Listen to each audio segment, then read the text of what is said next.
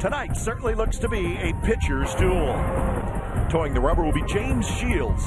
Shields has rebounded in 2011, making his first All-Star team and leading the AL with 7 complete games. For Oakland, it'll be Trevor Cahill. Trevor looked as good as anyone in the game during the first 6 weeks of the season. Since then, Cahill has lacked consistency. Can big game James silence the hottest hitting team in baseball? Or will Trevor Cahill get his groove back? Stay tuned. Game 3 of the 4-game set is next.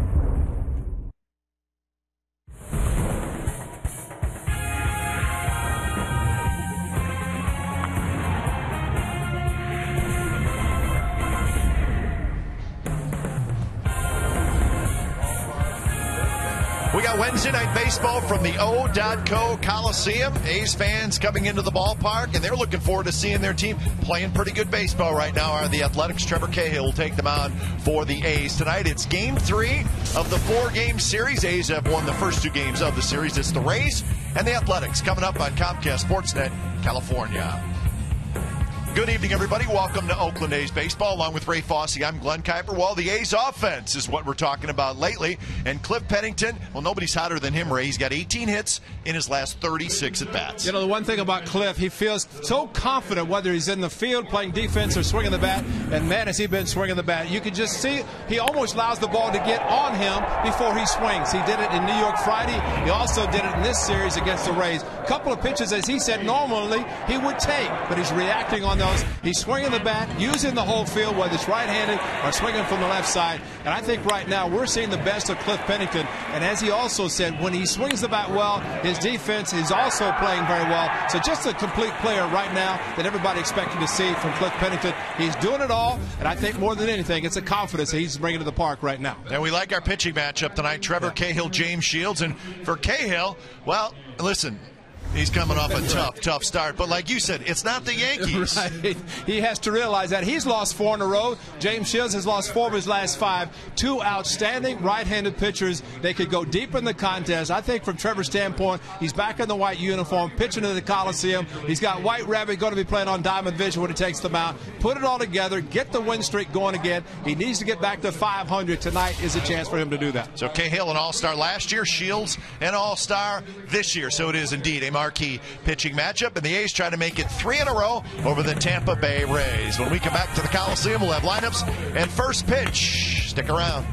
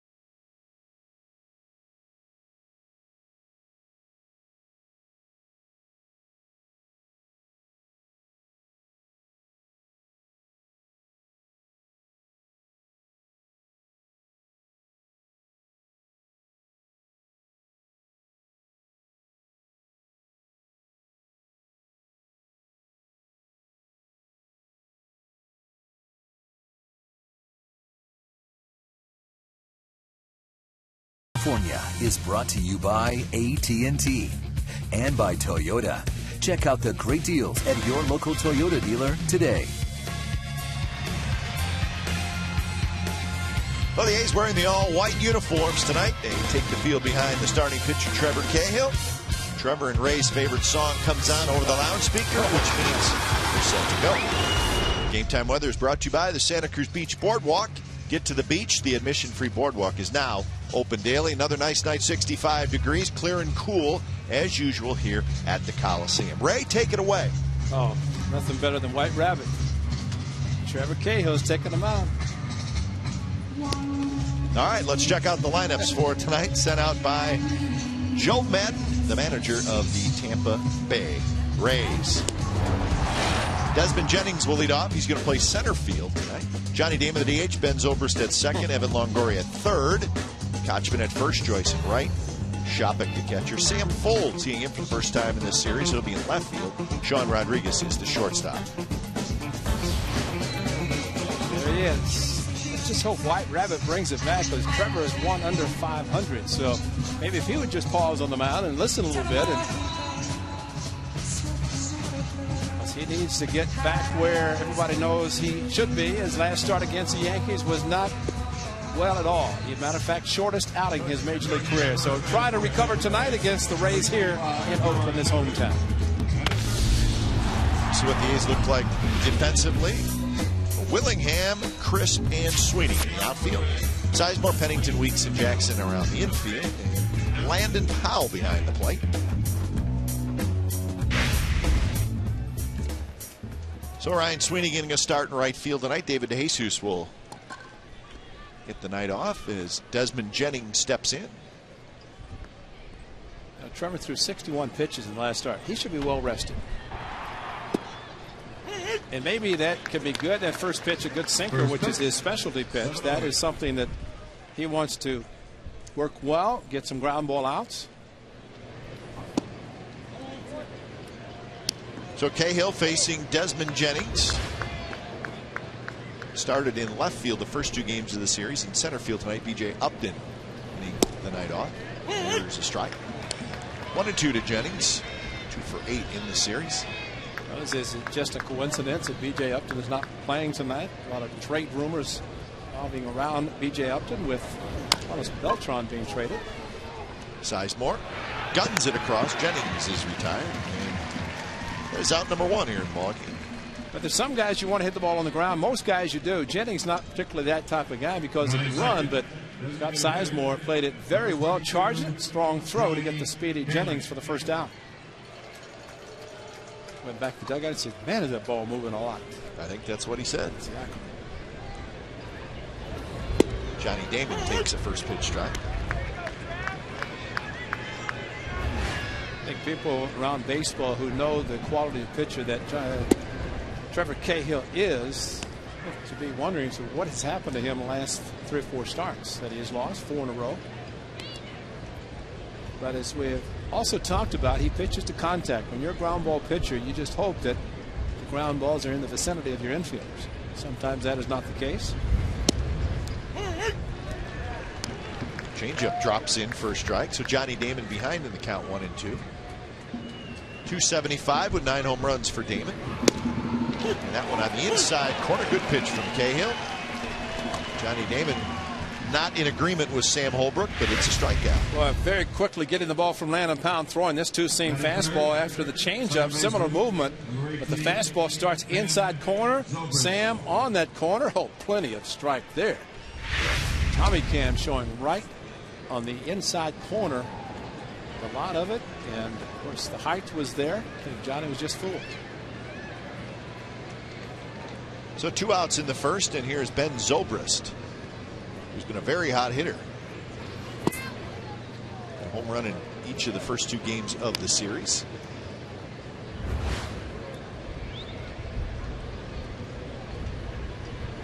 Very good numbers overall. 13 homers, 54 runs batted in.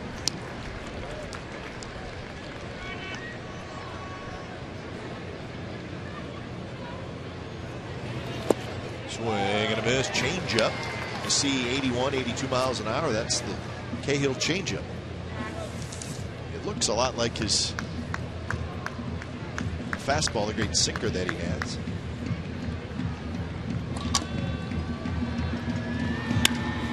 And that one hit into left field for a base hit. Ben Zobrist going the other way. That's 3 consecutive games that the A's pitchers have retired the first 2 batters. Zobrist comes up and he's found a way to get on base, and at least this time it's just a base hit, unlike the home run he hit the first night. Pitch got up a little bit to him, and he might have been waiting for something with movement, but the ball stayed up away from him and makes the base hit to left field. Very good hitting.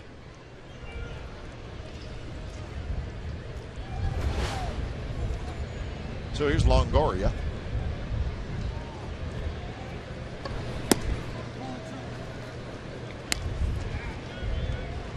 Longoria 0 for 5 in the series. He's walked 4 times. All 4 of those came game 1.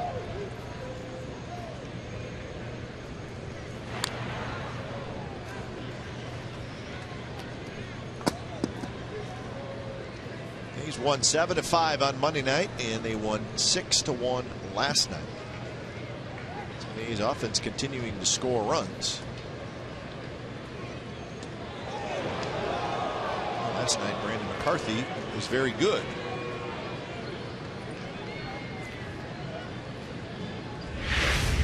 This ball almost thrown quickly enough to get Zobrist sliding back. Connor Jackson catching and applying the tag on the shoulder with the hand already on the bag.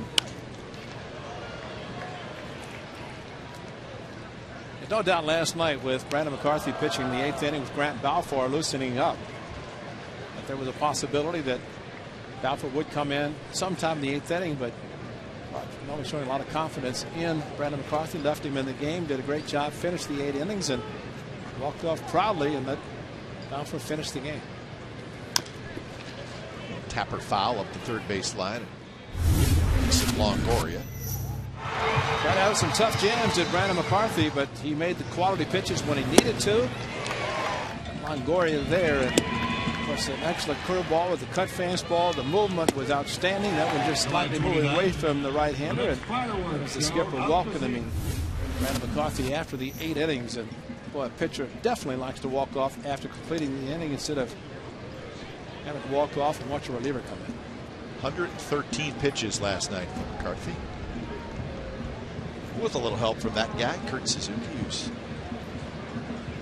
not in the lineup tonight. Lyon just past the A's bullpen foul. Count stays at 1-2.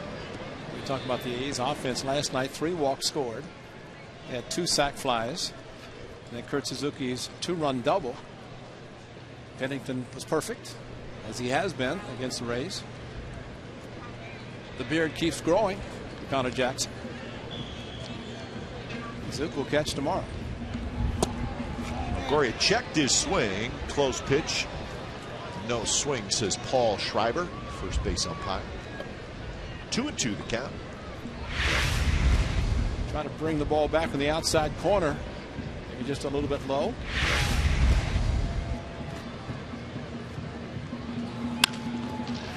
On the ground to Pennington, who double clutches but fires it to Weeks. Zobrist is outside, retired, a hit and a runner left. James Shields heads to the mound. No score after a half an inning.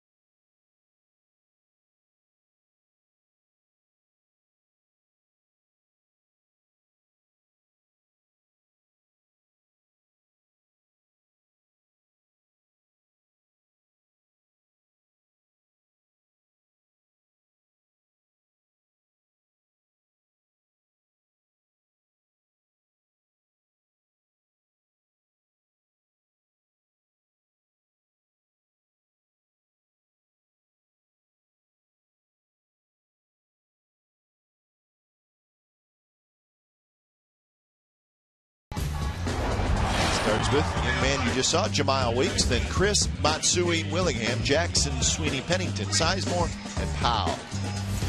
James Shields on the mound for the Rays, and he is good. He will pitch deep in the game. He has 3, maybe 4 quality pitches that he will throw, especially change-up curveball anytime in the bat. Get some ground balls, quick move to first base, just a complete package for Joe Madden is James Shields. Big game James, they call him, right? Yeah, he's having it. His record's not really showing it, 9-8. Run support has been an issue. But his numbers everywhere else are really good. It's a 90-mile-an-hour fastball. He'll fluctuate between about 87 to 93 with the fastball. I think the biggest thing for him is his ability to throw a changeup and curveball anytime he wants to, which can make it tough on a hitter, especially in a fastball count. Sam Fold back to his position in left field. 0-2 the count to Weeks. He'll be followed by Crisp and then Matsui. Fold makes too many great plays to be playing so shallow. Swing and a miss. So on 3 pitches, Weeks strikes out. Saw Fold in left field. Here's the rest of the defense. Fold, Jennings, Joyce in the outfield. Longoria, Rodriguez, Zobrist, Kochman on the infield. Shopping is the catcher.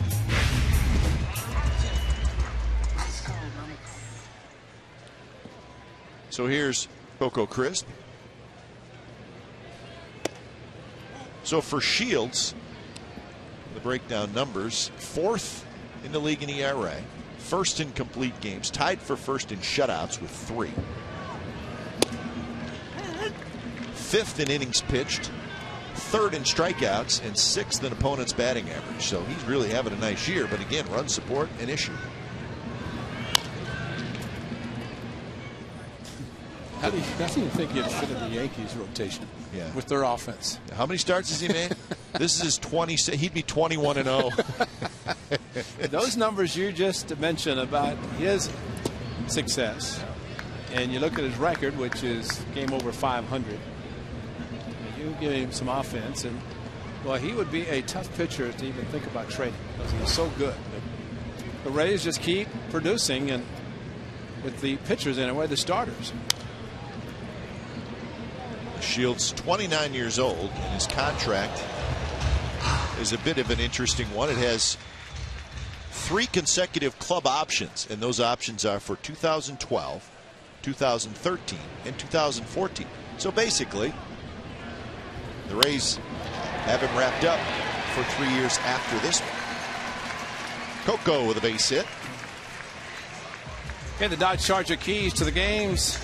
Swinging A's. They are definitely the swinging A's right now, so keep swinging. Get some run support for Trevor Cahill. Cahill and Shields struggling. They're very talented, no doubt about it. There's numbers described and show for both pitchers, but it's one of those that maybe see the managers playing infield in, doing some things, trying to bunt a little bit. Not so much right now. Might see Coco attempt to steal, although James Shields very quick to the plate, whether it's a conventional move or slide step. Well, that's going to be a little side story tonight, is Shields and how he holds runners. Way inside. Pretty good catch. Yeah, we got a good fan catch here. Just reached up as the guy was leaning over.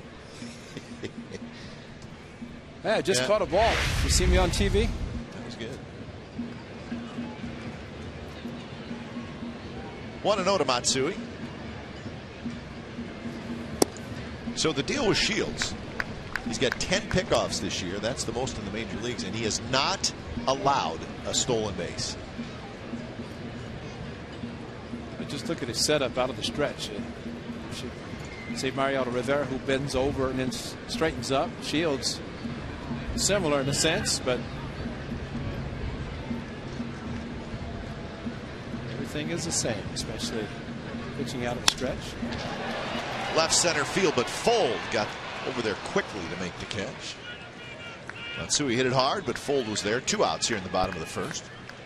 And it's good to see Josh Willingham back in left field. Matsui with the night off, in a sense, as a designated hitter. He's been there the last couple of nights. And it's something that really is working out well with Matsui able to play left field and playing so well that Josh Willingham can DH, kind of giving him a time off his feet. Ryan Sweeney gets the start in right field, so David DeJesus has been playing well, gets the night off. And a lot of this is because of the day game tomorrow, day game after night game.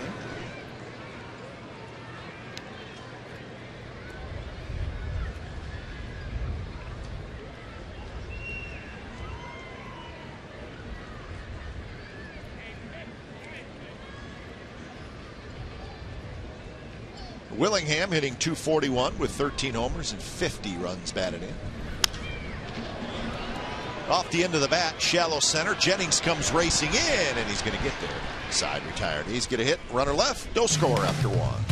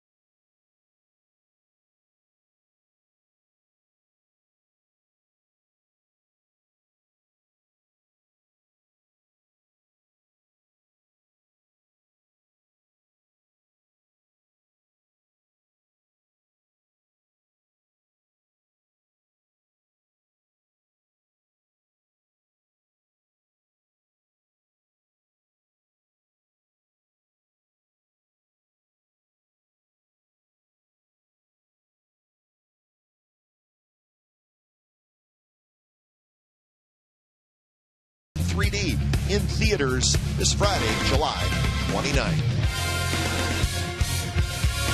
No score after one from the O.Co Coliseum, the A's and the Rays. Cahill will face Kochman, Joyce, and Shopping.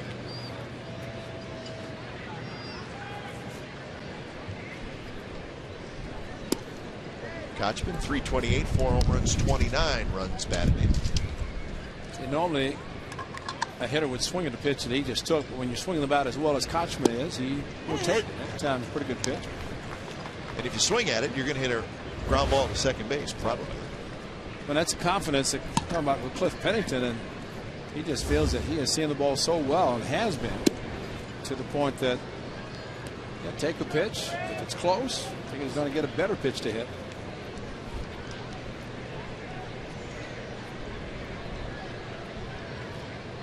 Three and one to Kochman. Catches the outside corner.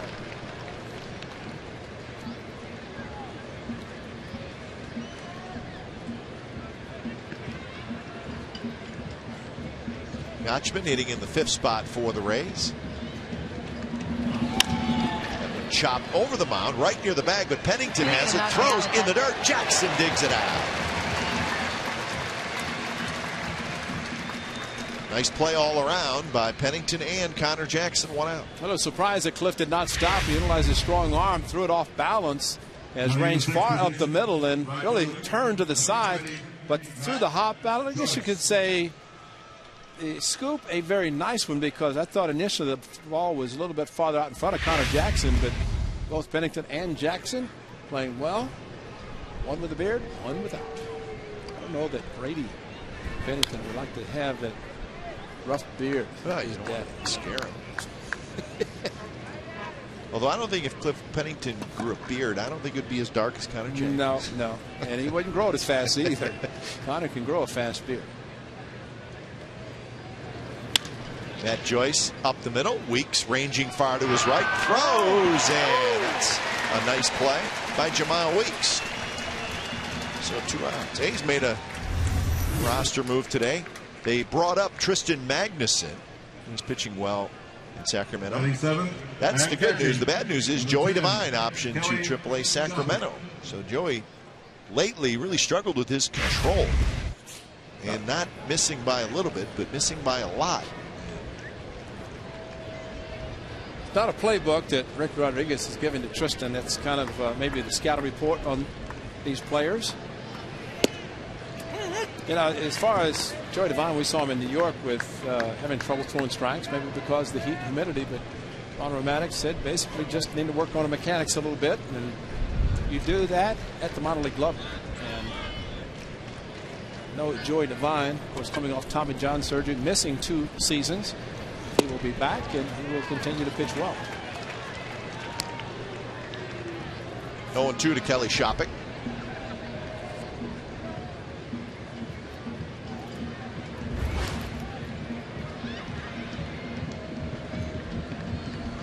Shopping with a long home run in this series.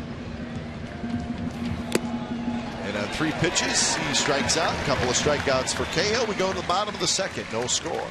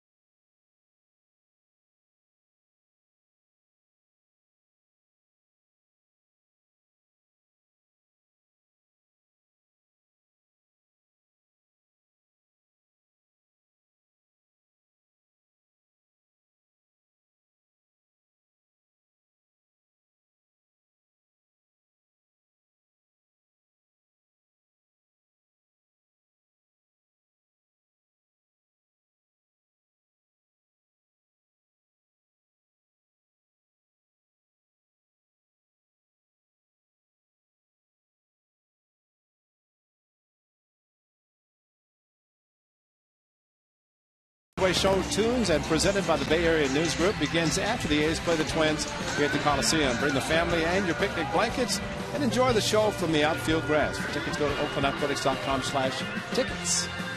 Friday night, get your tickets. Another fireworks display. The best pyro spectacular show you will see in the Bay Area. And maybe at most parks around baseball. Diamond Vision always does a great job with the music. Choreographed with the fireworks here. Get to go down on the field. Fastball, first pitch strike to Connor Jackson, followed by Sweeney and Pennington. We're talking to Clay Wood, the head groundskeeper, and we're going to have a nice surprise when we come back after the next road trip, right? Yeah, Clay wasn't real thrilled when he was telling us the story, and we certainly understand. So the story is, now correct me if I'm wrong, right? Or maybe you should tell it. Raiders on Thursday night. First exhibition game, the 11th.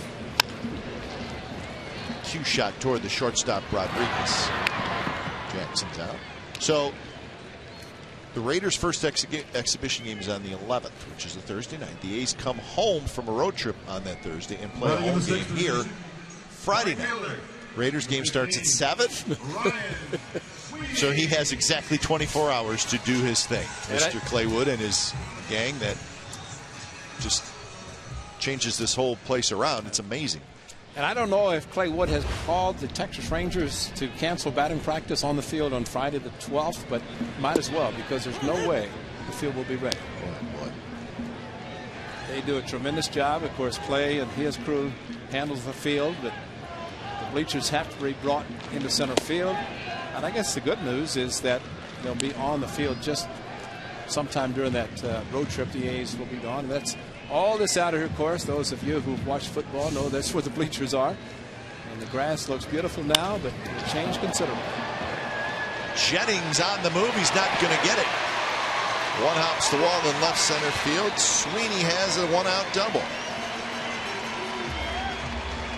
Good looking swing by Ryan Sweeney.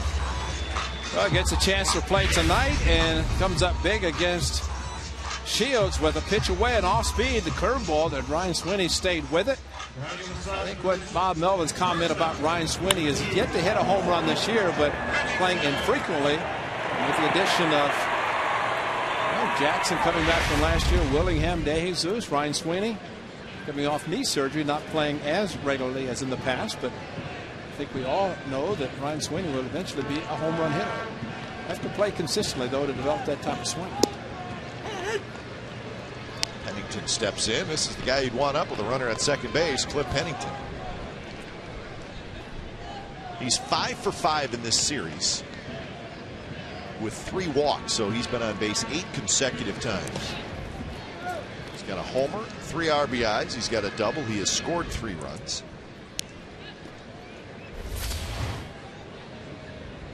Stretch it out a little bit. Since the All-Star break, a .500 average. So his average is up to .264. 5 home runs and 31 runs batted in. That's the good changeup.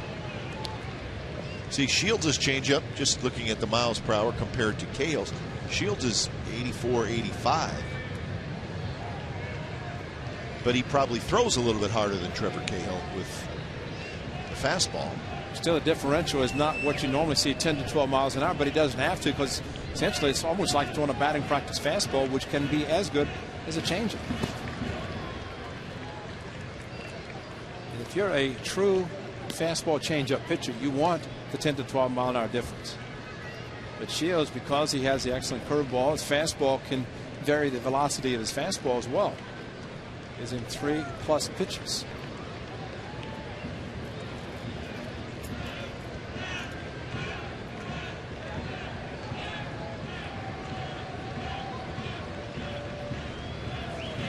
Two pitch. So it's a breaking ball that's inside. So full count with Scott Sizemore waiting in the on deck circle. Kelly Shopping doing a very good job so far. The game is young, but he has done a good job blocking balls in the dirt. Former Cleveland catcher and now with the Tampa Bay Rays, second year.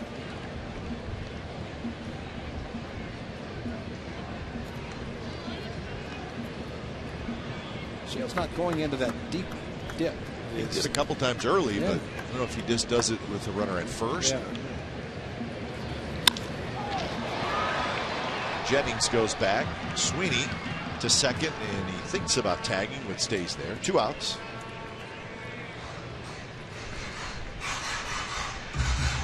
In an interview with Cliff Pennington on the A's radio, and I went up to him and I said, "You superstitious?" He said, "No," and I said, "Well, good. You got a pregame show."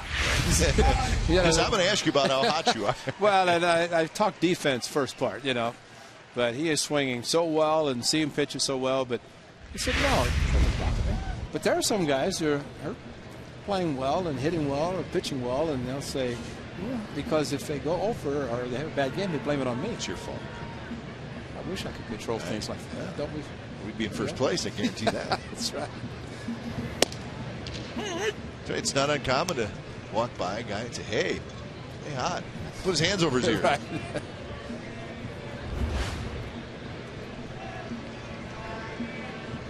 0-1 to Sizemore. There's a base hit left field. Here comes Fuld.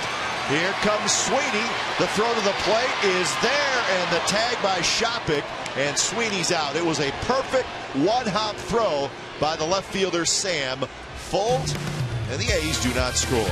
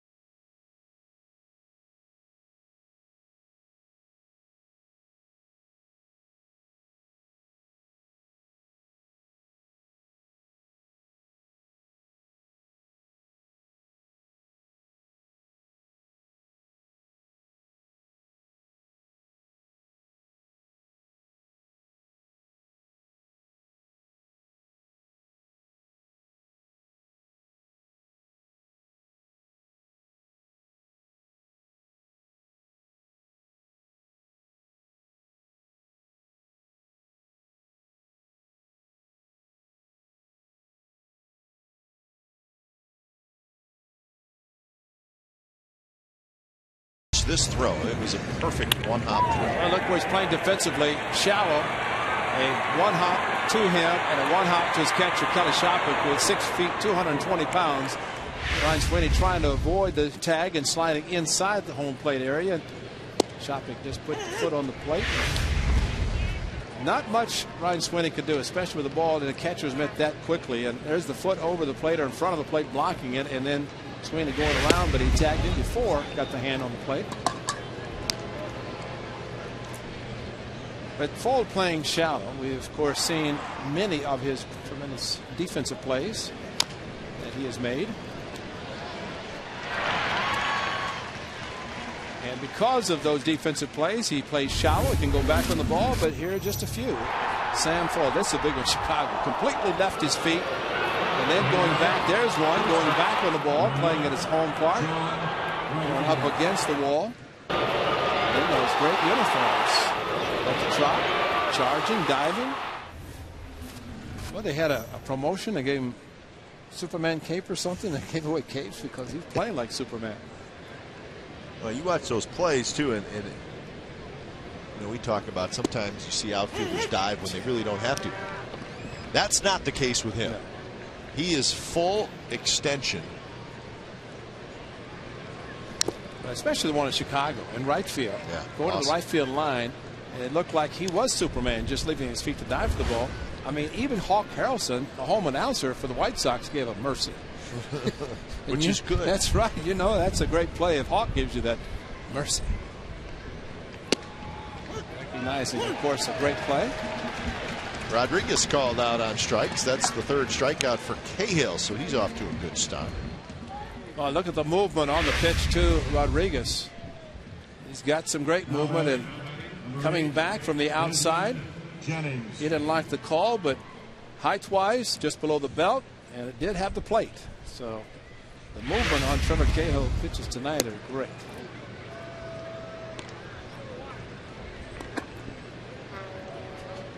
Top of the order, Desmond Jennings, who grounded out in the first inning. Sizemore, the third baseman, in on the grass.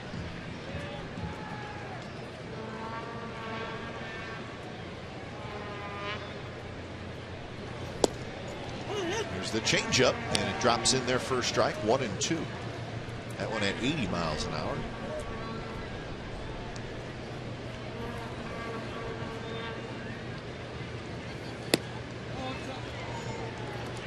It's a fun time for a catcher. In the case tonight, it's Landon Powell catching Trevor Cahill, because, man, when you have a pitcher, the ball's moving as much as it is, a curveball, changeup, two-seamer, put down anything, and you can set up a game plan nicely. A pitcher with much movement and many pitches you can call.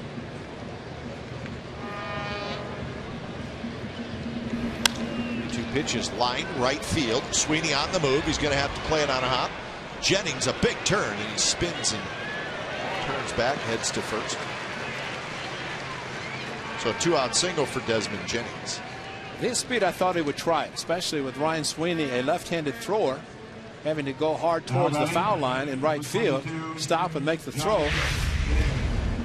Ball slicing away from Ryan Sweeney a little bit, but he got to it quickly, didn't panic, stopped, and made a perfect one-hop throw. Desmond probably would have been out, but it looked like he was thinking about going for a double and then realized, yep, got enough. So here's Johnny Damon, checks his swing. Damon was called out on strikes in the first inning. 2 for 10 in the series. He's got a double. And another close play at first.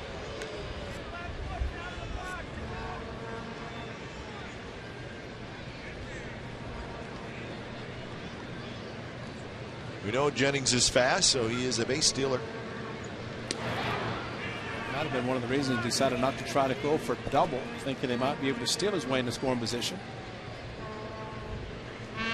He's 3 for 3 in a short time that he has been in the big leagues. Stole 17 bases in AAA this year. There's Landon Powell, very quick behind the plate. Footwork is outstanding, and I'd say he better get a pretty good jump, because Landon can make up for a lot of things. 3-0.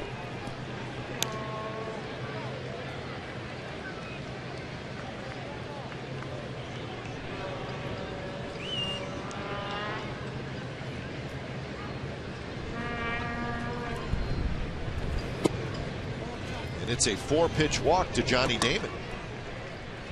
So a 2-out rally here for the Rays, and now their hottest hitter is coming up, and that's Ben Zobrist.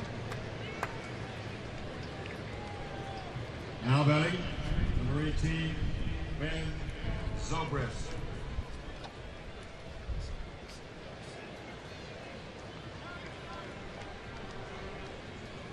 So Bob Melvin giving a sign to Landon Powell. Now Landon relaying. It might be with the speed of Jennings at second, should they decide to run. Damon also runs well, but throw might be going to second base if it's an attempted double steal. Zobrist swinging the bat well. They may not even attempt it.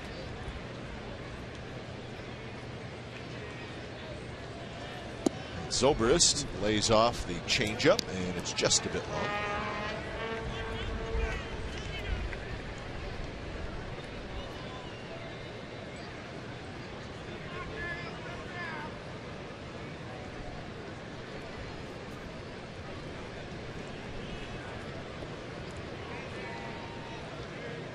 Zobrist had a base hit in the first inning. Behind in the count, and base hit to left field.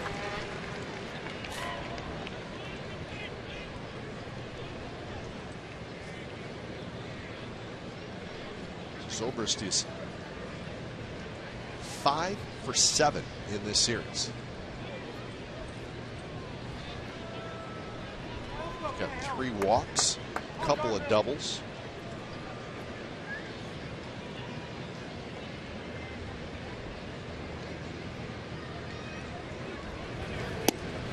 Is inside. So 2-1. 6 pitches to get 2 outs very quickly. 8th and 9th in the batting order. Now 3-2 to Jennings, 3-0 to Damon, falling behind Zobrist. Zobrist a good take again. 3-1. That's the sign of a hitter who's hot, right? Just sometimes you can just tell how a guy takes pitches. Is he just laid off that one?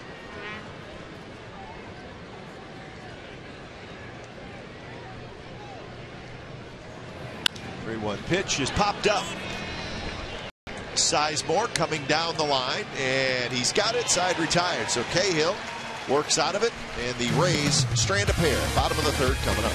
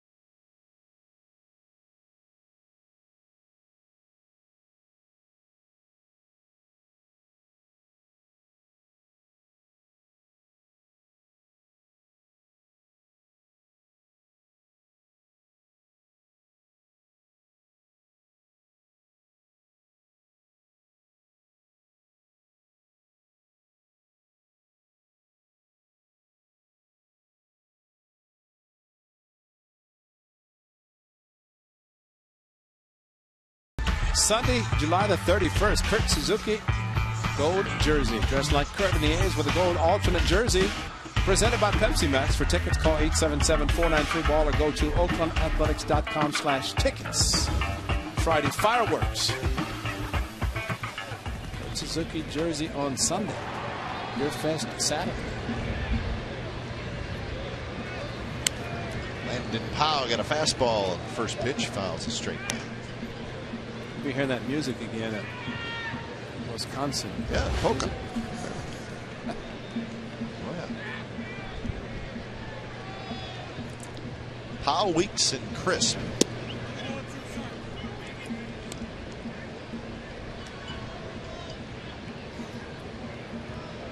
.188 with a homer and 4 RBIs for Landon Powell.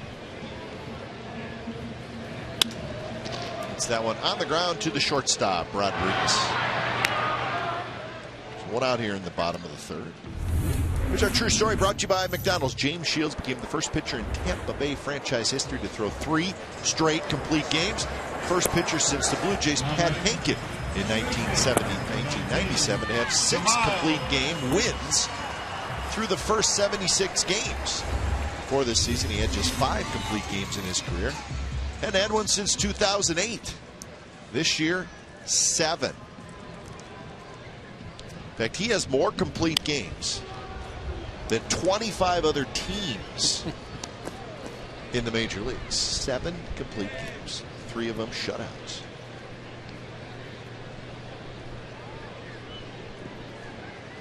So the relievers sitting down there just casual tonight. That one's going to get through in the center field, so Weeks has a hit. That's his first hit in this series. Rolls one through the middle. And no doubt Jamal Weeks happy to get on base, maybe try to do something. Maybe not necessarily steal a base, but go first to third, maybe try to score an extra base hit. He's also happy these games being televised back to area where he is living. He said about an hour from Tampa, so he's looking forward to the off day when the A's are in St. Pete to play the Tampa Bay Rays, and he will go to his home about an hour away. You know what he's talking about right now? What? How to tell people buy your own tickets. He's no doubt getting the calls of people who want to come to the game or games to watch him play.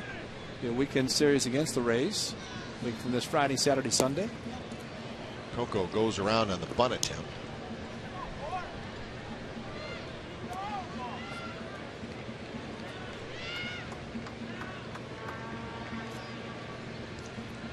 Well, if there's if there's a city that you want to just relax on an off day, St. Petersburg would be the place. There's not a lot to do necessarily. Or all the game days. But it's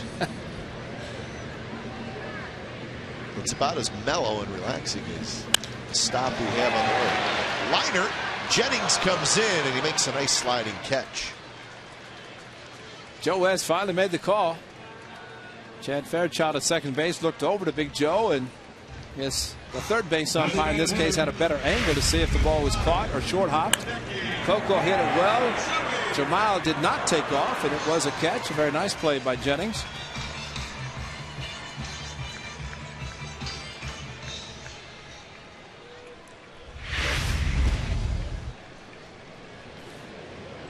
I have to think that if B.J. Upton is traded, and we don't know, his name has been thrown around quite a bit, that Jennings would take over in center field.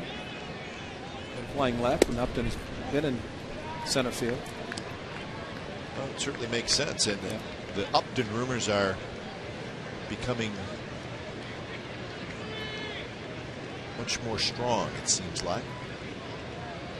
But also, when you have a player who's approaching free agency. Jennings going back on this one, and it's over his head. Here comes Weeks. He's going to score, and the A's have a 1-0 lead. Matsui goes over the head of Jennings in center field.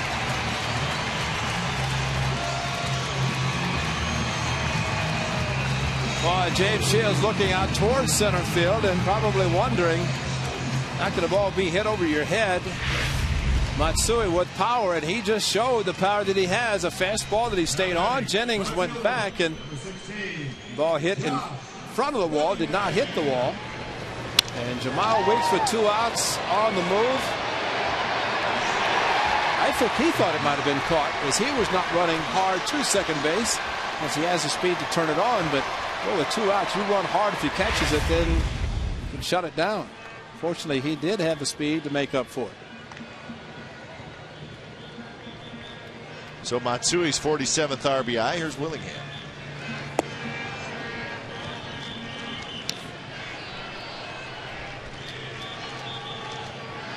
So 49 runs scored now in the last 9 games. That includes tonight.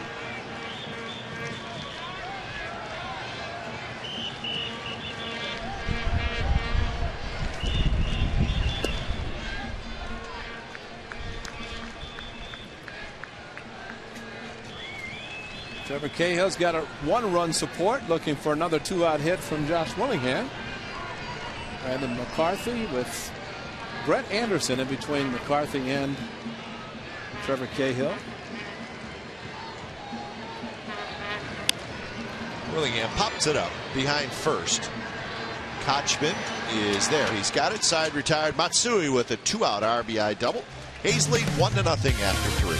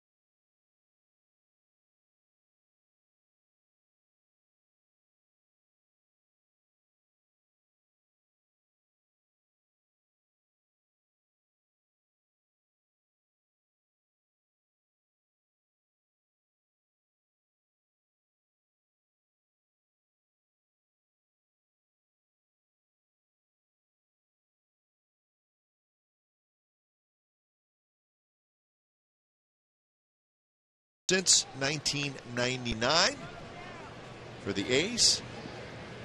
You said it last night, Ray. The Rays always seem to struggle here. A's are 42-16 since 1999 against these Rays.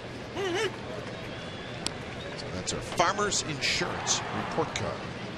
And you could top that with a perfect game thrown against the Rays last Mother's Day by Dallas Braden. And we wish Dallas Braden a quick turnaround from his surgery. Doug Shelton, hitting coach for Joe Madden, looking on, the skipper. Longoria, Kochman, and Joyce in the top of the fourth inning. Good pitch there, but it is called a strike on the swing. So 2-2 the count. Yeah, Longoria got the top head of the bat out a little bit too far, trying to bring it back. There's Paul Schreiber making the call at first. Breaking ball low. Good take by Longoria. 3-2.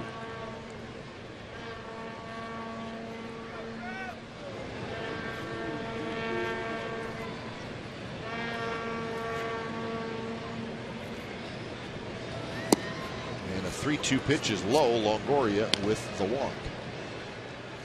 So there were a couple big trades today. The first one was a 3-team, and there was a whole bunch of players going each and everywhere, but this is sort of how it breaks down.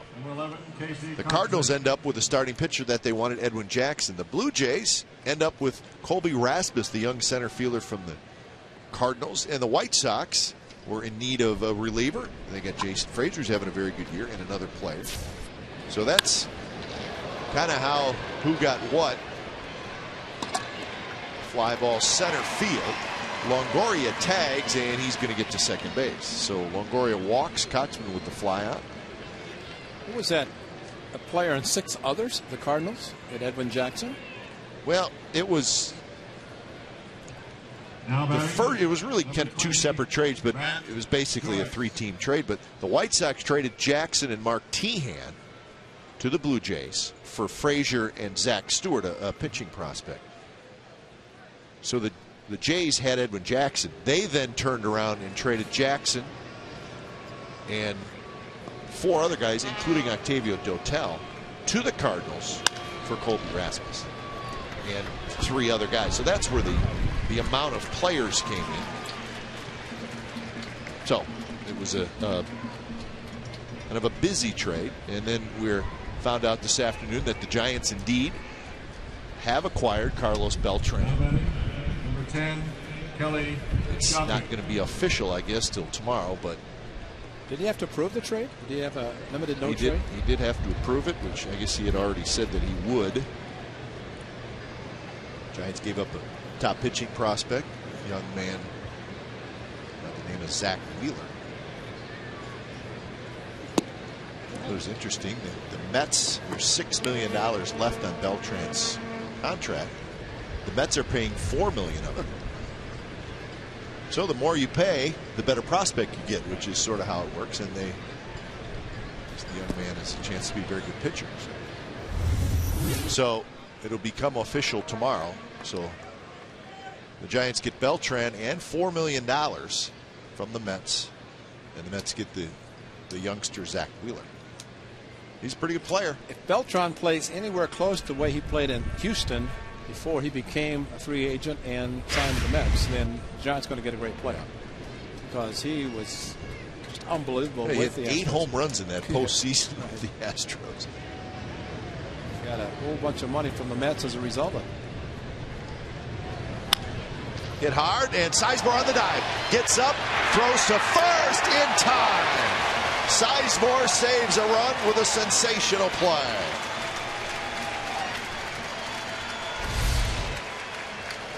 Well, this ball definitely headed for left field. Sizemore in foul territory, and a perfect throw to Connor Jackson to save a run.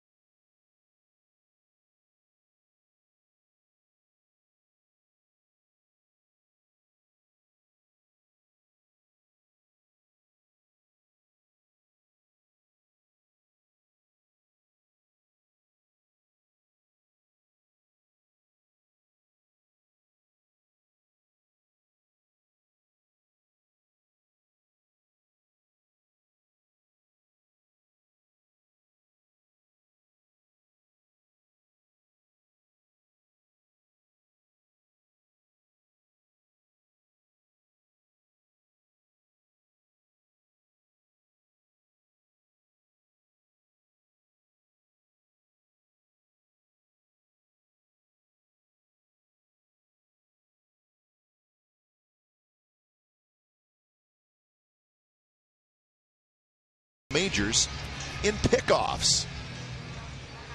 Good question. James Shields leads the majors in pickoffs with 10 this year.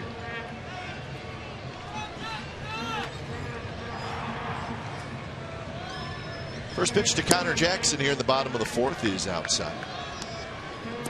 So we told you about the two big trades today. There was also a no-hitter. Irvin Santana threw a no-hitter today for the Angels against the Indians. How about that? Gave up a run in the first inning. Yeah. Because you think of a no-hitter, you think of shutout. Yeah, I saw the score just looking at a scoreboard on my computer, and I didn't think anything of it. And then an hour later, I read where he had thrown a no-hitter. So Irvin Santana, the no-hitter, and the Angels beat the Indians 3-1. Then a hard hit ball to shortstop Ibar that ate him up a little bit. He's given an error, and usually in the first inning, which that was, you can't assume a base hit. You want to make it a clean hit. Finished with 10 strikeouts. Third this year. 2-2 pitch to Jackson. So the first inning, error, stolen base, and then the runner that ended up getting to third and scored on a wild pitch, and that was how the Indians scored the run.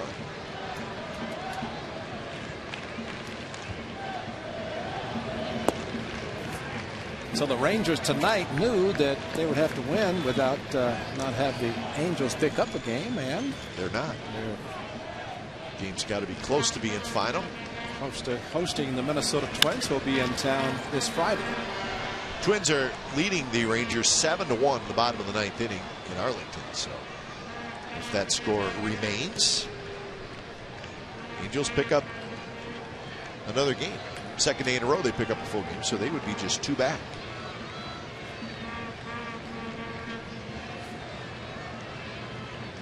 The 3-2 to Jackson, checks his swing, and he's going to be up.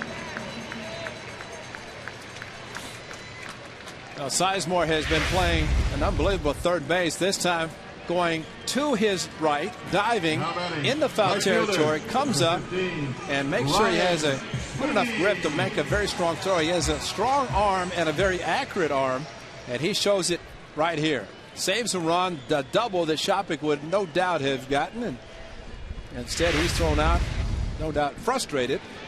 Had to be, but a great play by Scott Sizemore. Sizemore pushing off his left foot.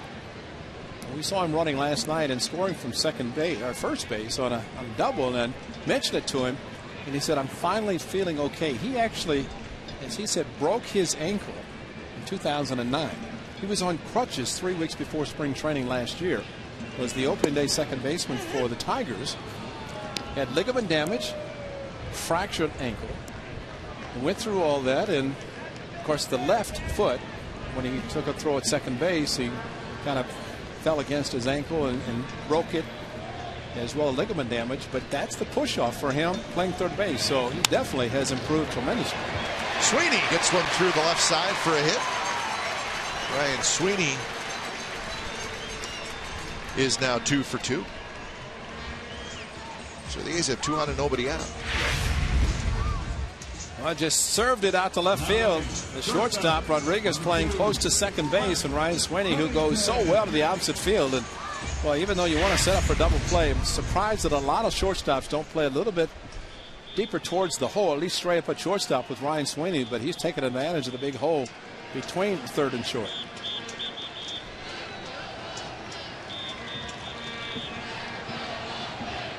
So here's Pennington to bunt, and the pitcher fields it, throws, and Kochman got back and made a nice play. Longoria and Shields came close to colliding, although it really looked like it was Shields' ball all the way, but Longoria kind of came racing in there. Shields got off the mound very well, anticipated the bunt. Cliff Pennington, perfect bunt to third base, where it forced the third baseman to vacate the position, but there's Shields right underneath him. Comes his third baseman. Kochman, a good play with Pennington hustling down the line. Longoria, a Gold Glover. He started after it, but what a nice way of changing direction, not colliding with his pitcher. Even more so for Shields to make the accurate throw to get Pennington. So see if Sizemore can get a run home. Jackson at third, Sweeney at second, infield in.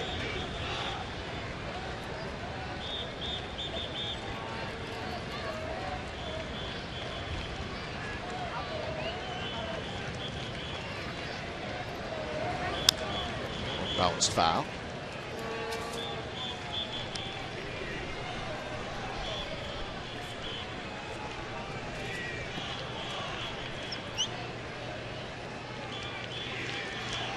Sizemore had a base hit in the second inning. That was the hit that Sweeney was thrown out at home plate. That was in the second inning.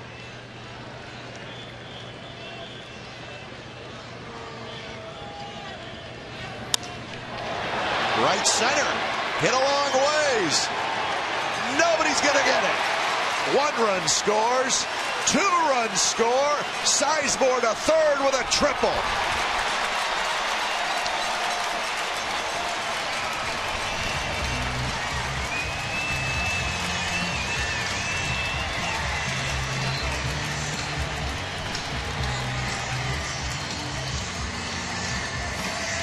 Well, Scott Sizemore saves a run. It could have been a tie game. Then comes up second and third, takes the outside pitch. Ultramo showing a great swing by Scott Sizemore. The ball carried all the way to the wall in right center. And the 2 base runners, Jackson and Sweeney, read it perfectly. We talked about the speed of Scott Sizemore. How about this? He's not going to slide feet first, head first slide, and nice triple. 1 out. Sack bunt by Cliff Pennington puts a couple of runners in scoring position, and well, the A's are hot. It's fun to see.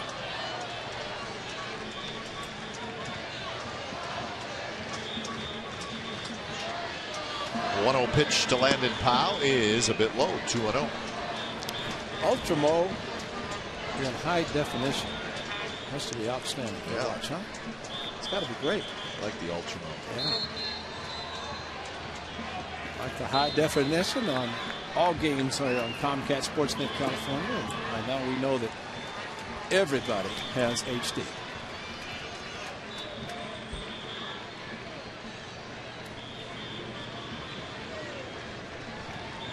Kevin and Greg, the Bat Boys, even high-fiving behind Jamal Weeks. I don't know what's going on down there. They're excited also about the offense.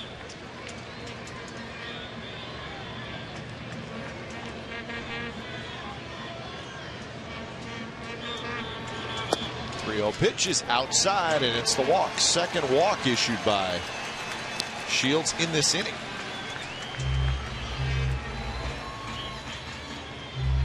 So the pitching coach Jim Hickey will come out.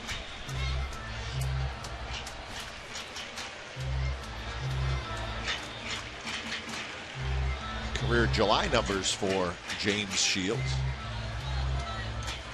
He did win his last start, and he beat the Yankees and pitched very well. But before that, he had lost 4 consecutive games, 4 consecutive starts. Yeah, 1-4 for him, 0-4 for Cahill. So I mentioned 2 good pitchers struggling last 4 to 5 starts.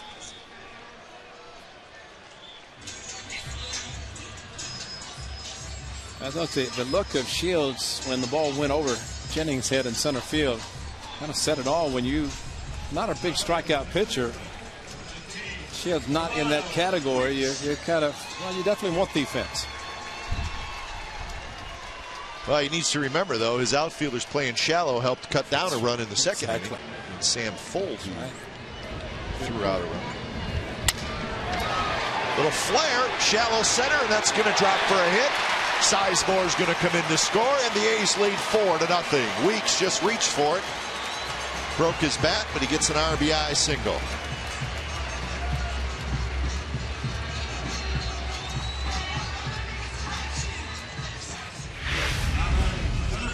Very good opposite field hitting again, off-speed pitch, and you could say that Jamal Weeks hit it about like was thrown by James Shields.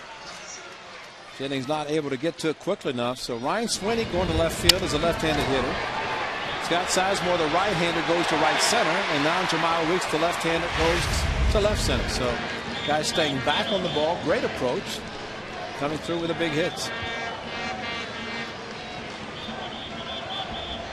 So the A's have scored 3 times, and they're not done here in the 4th inning.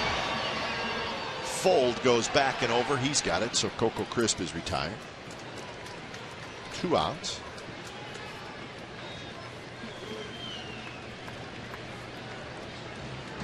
Now ready. Designated hitter, number 55, Hideki Matsui. Really enjoy watching the dugout and seeing these guys with sweatshirts and hoods up. And let's see, today's Wednesday. Last Wednesday in Detroit it was 95. It was hot. Humid. It was hot in Detroit.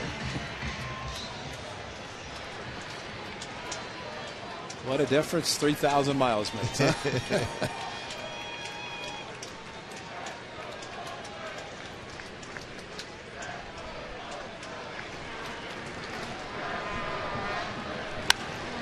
Drive to right. Joyce is going back, and that baby is gone. 3-run homer for Matsui.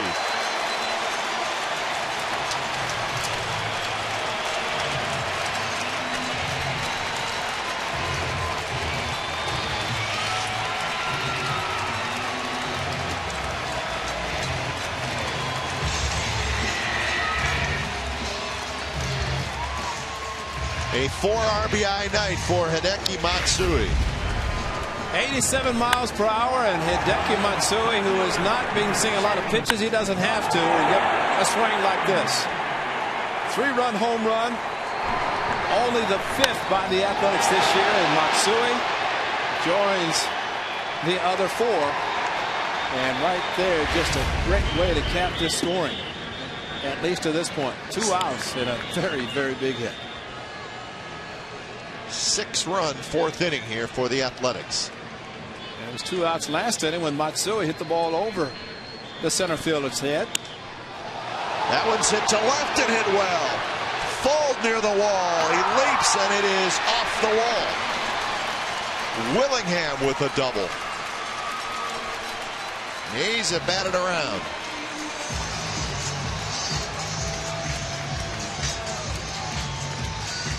Also hit for the cycle in this inning. Single, couple doubles, a couple singles, a double, a triple, and a homer. How about that? Pulling the hands in. What a great job by Willingham. As boy, the strength that he has to be able to pull the hands in, still hit the ball off the out-of-town scoreboard. Both thought he had a chance by going back and jumping, but there's the strength, the power of Willingham. And guy who started it with a walk on a 3-2 pitch is up again. Strike to Jackson. So James Shields, one of the better pitchers in the American League, getting knocked around by the Athletics. Last night the A's beat David Price. So that's 2 All-Stars. Cahill, Trevor saw the Yankees do that to him in New York in his last start. Yankees 5 in the 2nd, 9 in the 3rd, and run support very nice for Trevor Cahill tonight.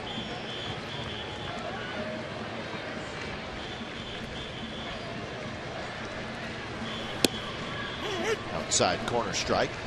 So the count 1-2 to Jackson. Matsui, his 9th home run. Scott Baker, a right-hander, his first home run, and this is 9th against another right-hander. 7 in between against lefties, including his 500th career combined home run. That one in Detroit last week.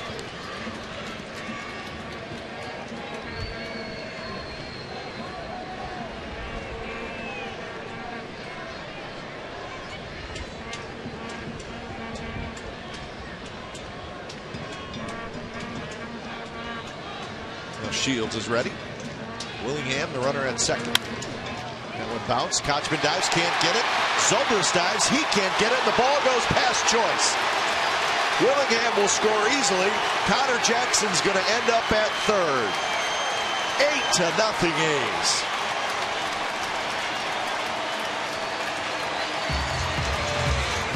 So So it'll be a single RBI and the air on the right fielder.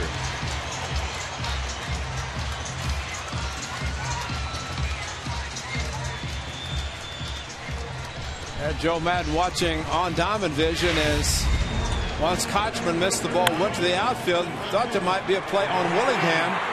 And Joyce discharged, the ball stayed down under his glove. Jackson goes to third on an error by Joyce in right field, but he does drive in a run, gets the RBI, and the A's just keep it going. And the beard will continue to go and grow.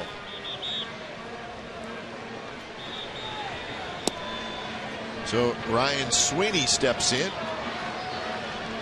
He singled earlier in this inning and scored. He also doubled in the second. So a couple of hits for Sweeney in the first 4 innings.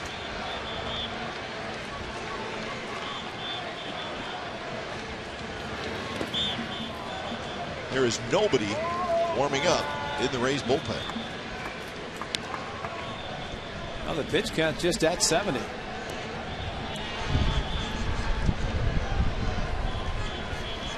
Hickey, the pitching coach, Dave Martinez, the bench coach, talking to Joe Madden.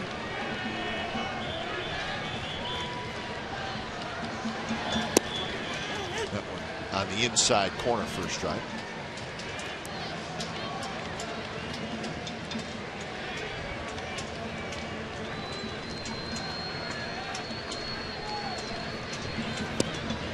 Three and one. Well, it's no fun if you're James Shields, but the Rays have a 6-man bullpen. Game tomorrow afternoon. And like you said, your pitch, I mean, it's not like you've thrown 130 pitches. Easy for me to say. I'm not getting knocked around, but it's like Shields is going to stay in there. Sweeney rips one to right, and this baby is gone. Well, I bet that feels good. Sweeney with a smile.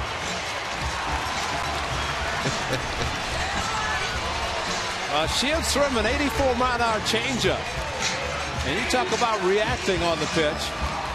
Is he going to get the solid treatment? Yes, he is. I'm afraid of it. Boys just sitting around. The smile on DeJesus. They can't wait to get up and congratulate him.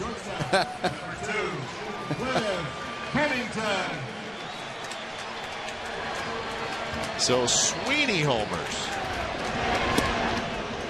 It is a 9-run 4th inning. Wow.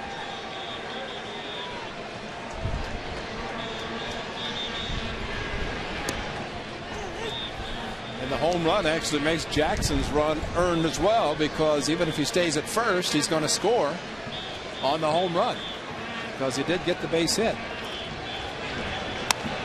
Sweeney's last home run was May 4th of last year. 108 games, 374 at bats between home runs. Well, most of the second half of the season, as he was rehabbing from his knee surgery, came to spring training with the A's adding a couple of outfielders, so he was, along with Carter Jackson at the time, the 4th and 5th outfield. And now there is some action in the Rays bullpen. Rob Delaney, who's just called up today.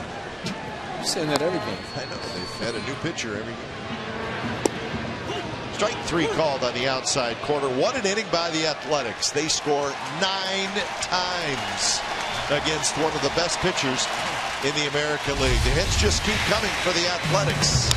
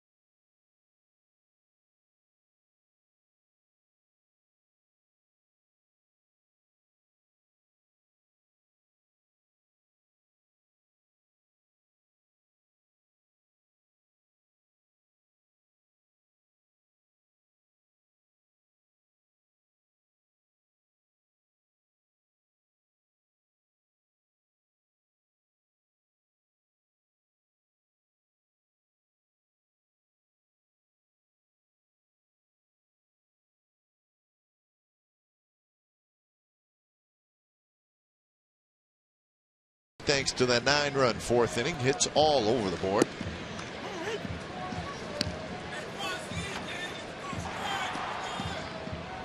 Nine runs, 7 hits. There's a couple of walks. There was an error.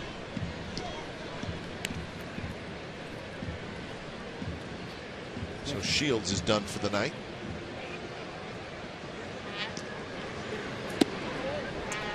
It'll be Fold, Rodriguez, and Jennings.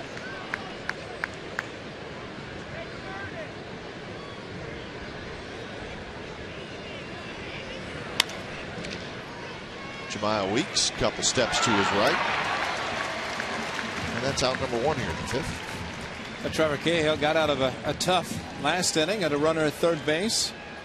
Inning before, a couple of runners on. And his offense has picked up.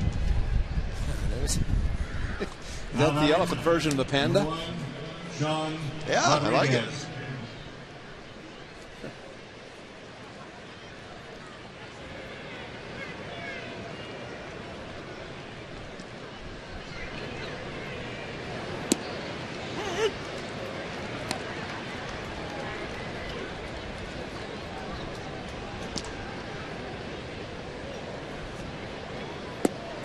Rodriguez struck out in the 3rd inning. We saw Gio Gonzalez get the 8 runs the first inning against the Angels and went 7 innings, pitched well. Trevor Cahill trying to do the same thing. Sweeney going back near the wall. He's got it, and that's out number 2. Ace Baseball and Comcast Sports at California is brought to you by Roaring Camp Railroads. It's proud to welcome Thomas the Tank Engine on July 29th through July 31st and August 5th through the 7th. RoaringCamp.com.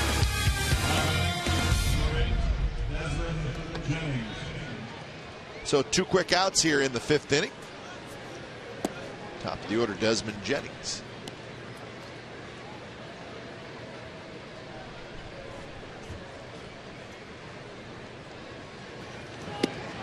In first strike. Jennings has grounded out and singled.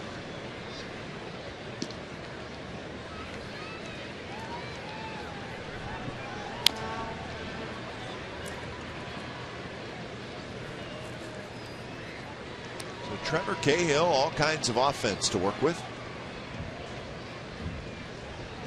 So when your team scores 9 runs in an inning, it'd be a good time to have a shutdown inning. Rodriguez, the shortstop, batting 9th. First 2 pitches from Trevor Cahill, curveball, just like that one. So he's pitching his normal game, even though he does have a big lead. 6 in a row retired by Trevor Cahill. Bottom of the 5th coming up.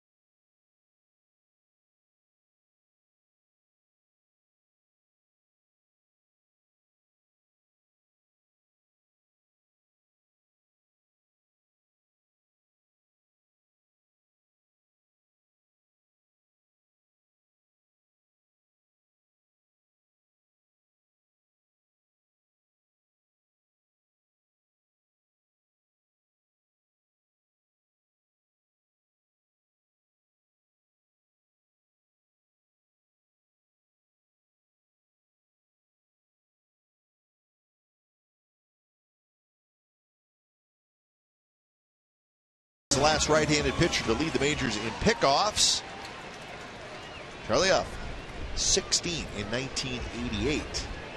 James Shields, who is now out of the game, has 10 this year, and that's the most as of right now in the major league.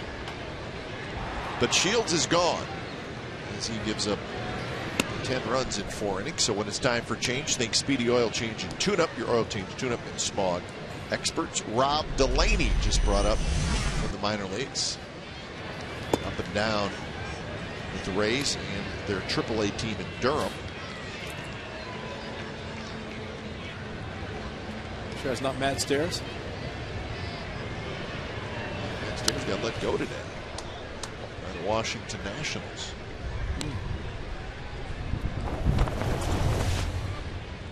So there's Shields with the 10 pickoffs this year. And no steal attempts.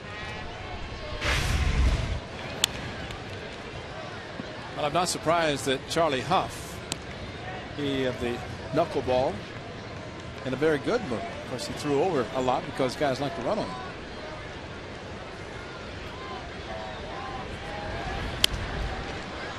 Pop up could be playable. Shopping coming back, but he's going to run out.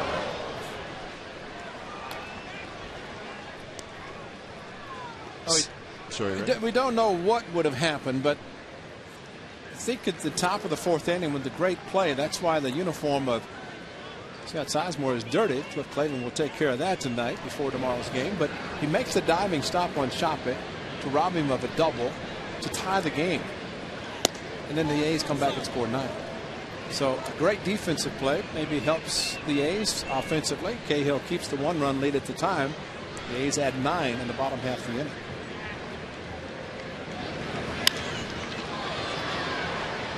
This one is playable. The shallow right. Joyce getting under it. Sizemore is retired. Out number 1. Your attention, please, ladies and gentlemen. Now pitching for The 9 spot. Most runs in an inning this year by the Athletics. No surprise there, but they came close. Catcher, Remember number 11, Landon Sunday game right after the All-Star break against the Angels, or was it? Yeah, it was a Sunday game. They scored 8 in an inning, and it was 8 in the first, right? So the most hits in an inning. So that's the story of the night. The 9-run 4th inning for the Athletics. Sweeney a home run.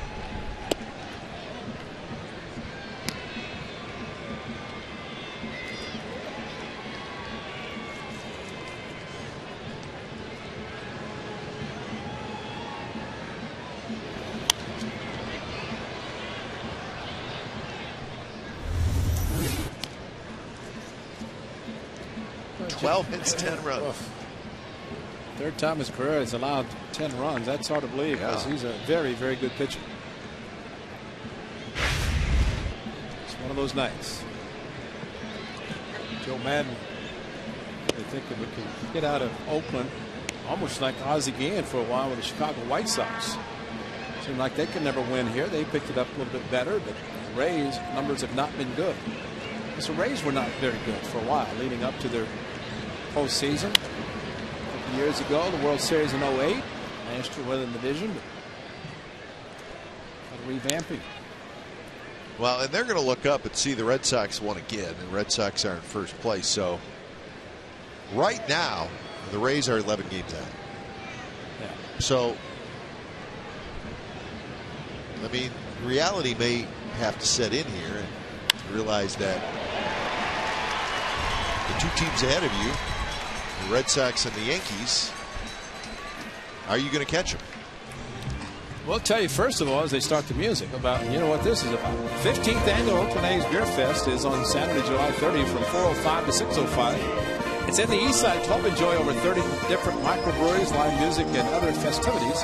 A souvenir beer mug and 3 microbrew tastings will be available for $12. Additional tastings are also available. Must be 21 or older. Admission is free with a game ticket to that evening's game against the Twins. For more information, go to OaklandAthletics.com. So here's Jamile Weeks.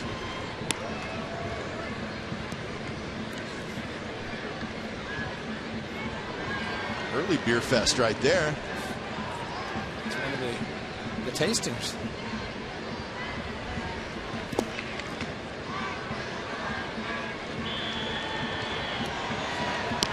Kelly Shopper, you can go to post game tonight thinking you've done a good job. He's keeping everything in front of him.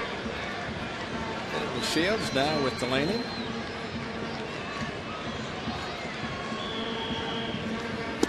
Swing and a miss by Weeks. Couple of hits for Jamal Weeks. Couple of runs scored, an RBI.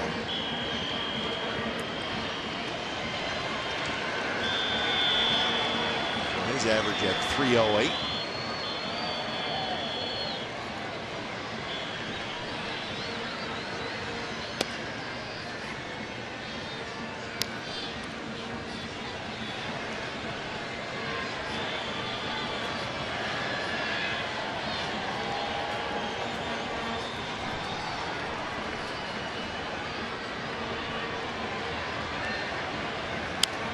Weeks chases that high fastball, fouls it back.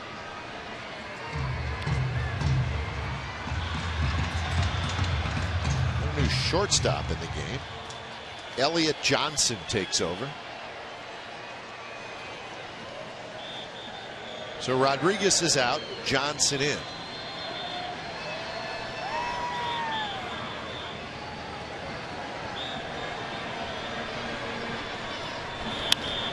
A line drive, fair, headed for the right field corner. Landon Powell's got to hurry. Weeks doesn't want to catch up with him. The ball is being juggled out there by Joyce, and now Powell's going to score. Weeks to third. Joyce just couldn't pick it up out there. I don't know if it rolled underneath a little bit. And I thought the best part about it was Jamal Weeks. With Landon at first base, Jamal just kind of shut it down on the way to first base. And then on the way to second base as Joyce went after the ball. And he played the carom, tried to barehand the ball, and then dropped it. And all the while, Landon Powell running hard and Jamal Weeks just coasting. And then Jamal said, oh, Landon's being sent. And then he had to slide. So it goes as a triple for Weeks. From an RBI, and the A's another run. Swing and a miss. It's a generous triple. Last night, that's a single. Yeah. Ray, I said that Sean Rodriguez is out of the game. He is not. He has moved to third. So Longoria is out of the game. So it's the change. Sean Rodriguez now at third. Elliot Johnson is now the shortstop. Longoria is out. Elliot Johnson hitting in the cleanup spot, which is Longoria's spot.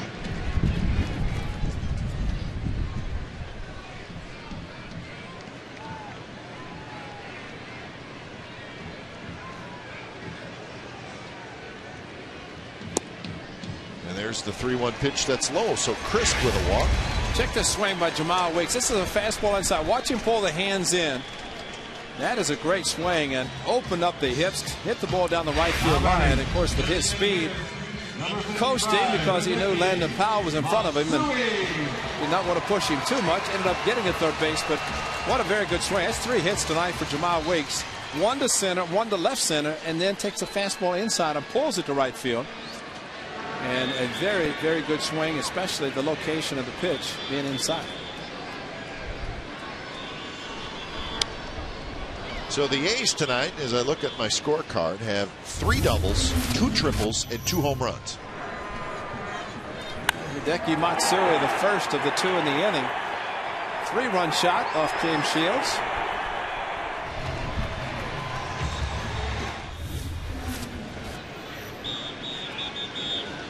A 1-1 to Matsui. Swing and a miss. An off-speed pitch from Rob Delaney.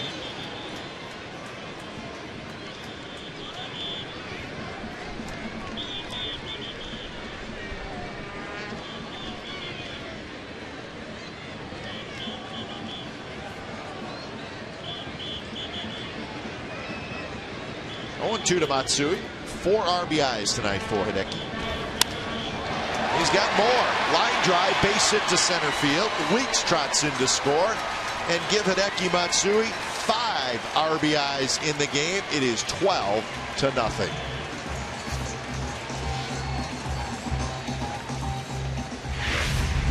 Oh, he is staying back so well. This is an off-speed pitch, and just went down, served it to straightaway center field. The leg kick, got the foot down, and another very good swing in ultra mode with Hideki Matsui.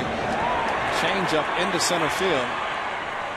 Sure, Delaney was wanting him to roll over on the pitch to get a ground ball, but Hideki's night. He is a triple away from the cycle. And so is Ryan Sweeney. All right. I'll take my chances on Ryan Sweeney. Unless so you get the fact that you get two guys. We may have more. I got to check here. Now, nobody else has a home run. Of course, Sizemore's got a single and a triple. Yeah. Wow. But Sweeney or Matsui could hit a ball down the corner the way Jamal Weeks did and pick up a triple. First pitch to Willingham, strike. Make Kojak Pescatronio happy. He's into the cycles. Yeah.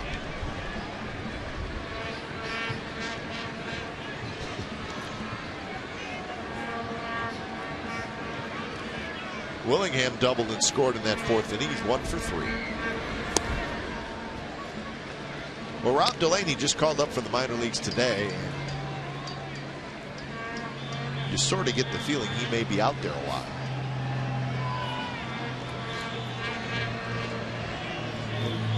The boys on radio be saying tomorrow, and there's a pitcher just called up today. That's right.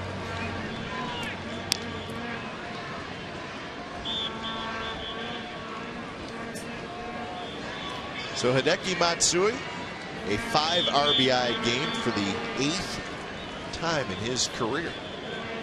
He's now got 51 RBIs and takes over the team lead from Willingham.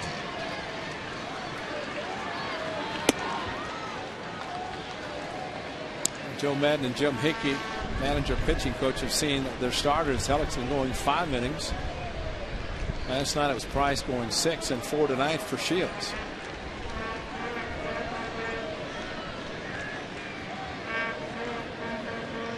A's did not fare that well in the road trip, especially in New York.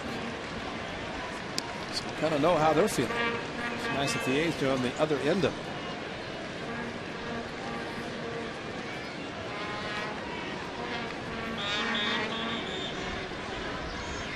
Still just 1 out here in the 5th.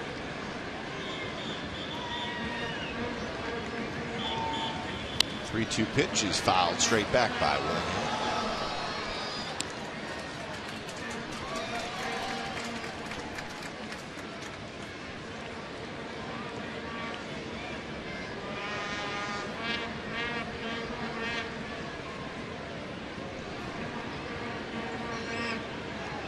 Two doubles, 2 triples, 2 home runs.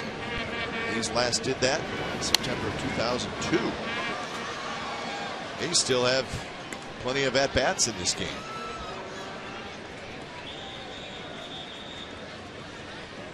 They did that.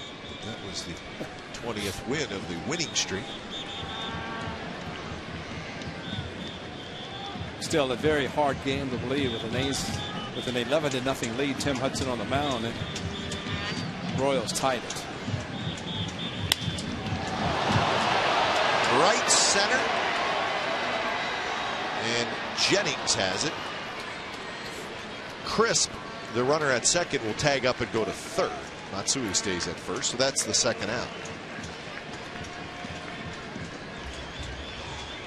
Now batting, first baseman, 28. So here's Connor Jackson.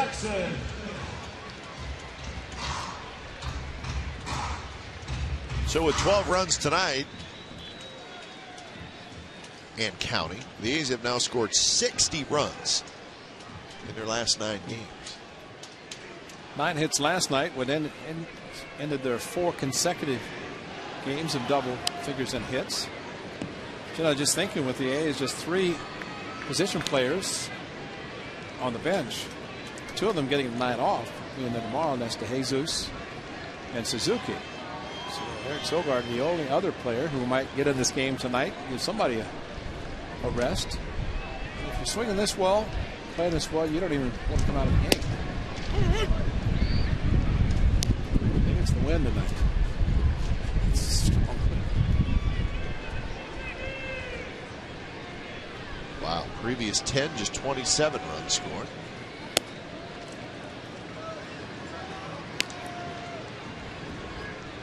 Jackson is 1 for 2. Single and a walk, couple of runs scored and an RBI. Slider, and Jackson strikes out. 2 more runs for the Athletics, so what a night at the Coliseum for Hideki Matsui. 12-0, A's lead after 5. Ladies and gentlemen, welcome to $2 Wednesday. Sponsored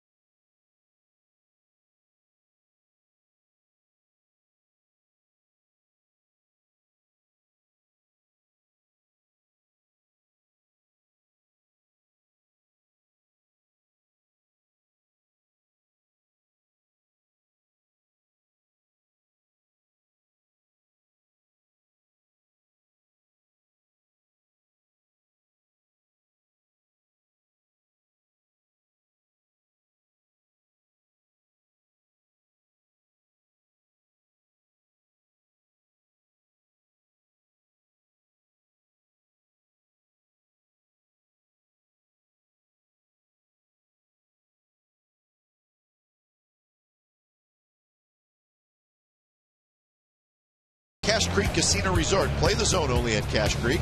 Win a chance to play the Red Hot Zone. Visit CacheCreek.com for details. 12-0. The A's lead. It is the 6th inning. Trevor Cahill, who has retired 6 in a row.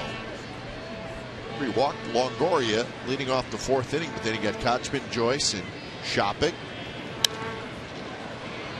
3 up, 3 down, 5th inning, and he's going to get Damon on a fly ball to Crisp leading off the 6th.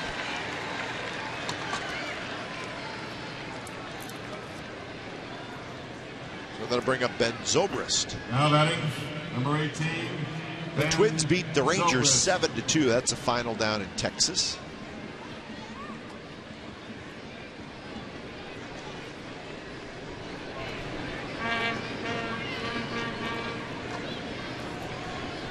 Twins have won the last 2 games in that series. It's a 4-game series, so they'll play another night game tomorrow night in Arlington. Rangers won on Monday night. Twins won last night and tonight. And the Seattle Mariners won today. They beat the Yankees 9-2. So the 17-game losing streak comes to an end for the Mariners. Felix Hernandez won the game. Well, you figured that would happen eventually. As long as Felix Hernandez took the ball every 5th day and Pineda every 5th day, one of those guys had to be on the mound when the streak ended. So the Red Sox win, Yankees lose. Yeah. That's a game the Sox pick up. Change up and a good one. Zobrist strikes out. That's number 5 for Trevor Cahill. Yeah, I'm sure these Rays hitters are thinking with this big lead that maybe they're going to get more fastballs, but Trevor Cahill's doing a very good job of changing speeds and continue to pitch his normal game. And of course, a lot of that is his catcher Landon Powell calling those pitches, the curveballs and changeups. And as much as the hitters might be frustrated and say, throw the ball, throw fastballs, you can't criticize a pitcher for pitching his normal game. He doesn't want to just start giving up runs. Probably looked at the line of Phil Hughes on Friday night. Saw the offensive support he got. Didn't pitch deep enough to even qualify for the win. Elliott Johnson's first at bat. It's a strike.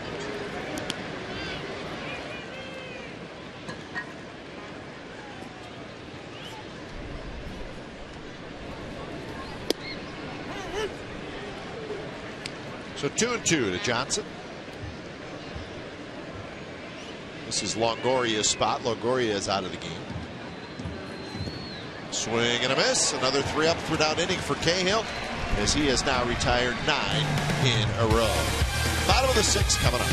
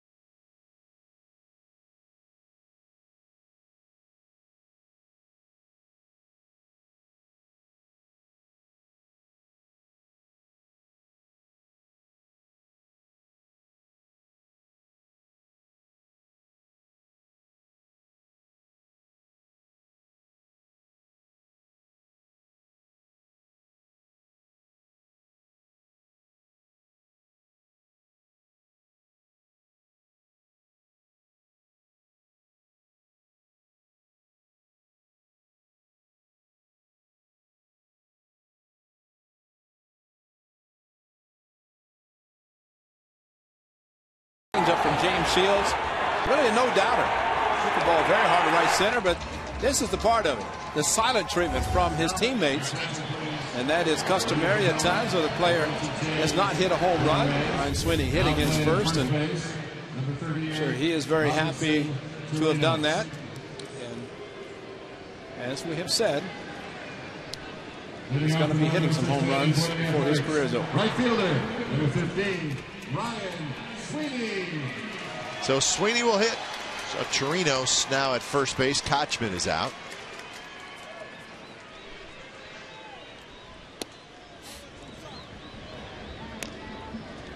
So Sweeney, a double in the second, a single in the fourth, the homer in the fifth. So we're looking for one like Gray said. Down the right field line, maybe right center. Don't stop running if you think you have a chance.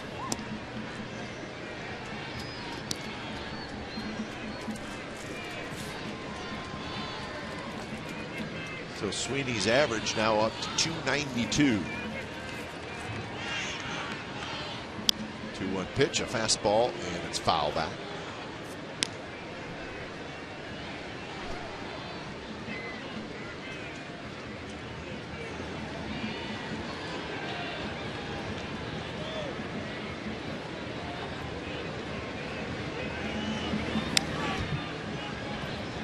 Sweeney's getting some good swings again.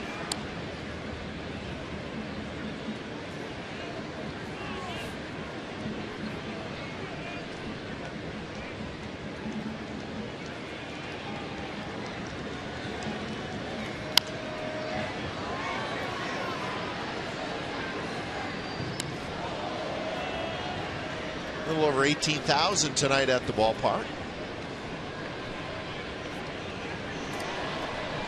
This is one where you sit back and enjoy. And happy you can say you're one of 18,000 plus here to watch this. Maybe a few more of these 18,000 will come out and see the way the A's are playing. 7-game homestand, 4 remaining after tonight. 1 more against the Rays, 3 against the Twins starting Friday.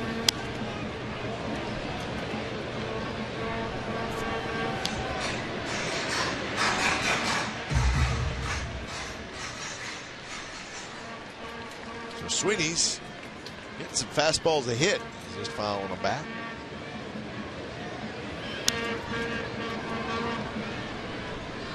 So this will be a 10-pitch at bat. Well, might as well cap it with dinner Francesco's. Just get on base and run party and chicken parmesan. You love that dish. Top it off with some tiramisu. Just got a piece of the changeup. Signed outside of Francesco's. 40 seasons, 40 years actually. 40 seasons of A's baseball they've been there. 40 years. Got it.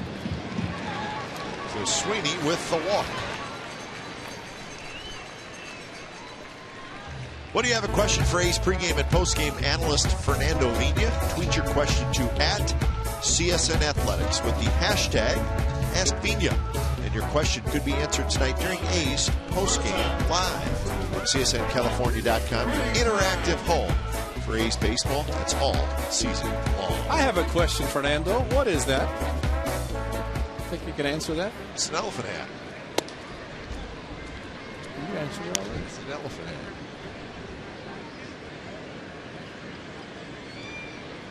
It's a good look. Pennington off the end of the bat. That'll drop in for a hit. So Pennington has his first hit tonight. The A's are at it again. 2 on, nobody out.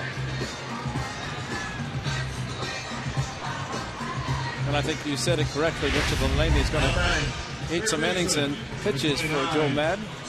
But Pennington, a very nice sacrifice. That's probably kind of lost in that 9-run inning.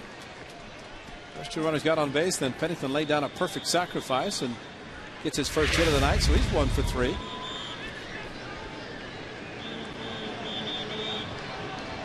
Pennington with the sacrifice, then Scott Sizemore brought both runners in with his opposite field triple.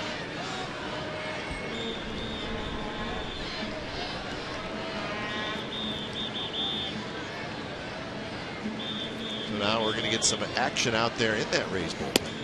Strike to Sizemore. Single, triple, and a flyout for Sizemore. His triple was a big one, knocked in 2. It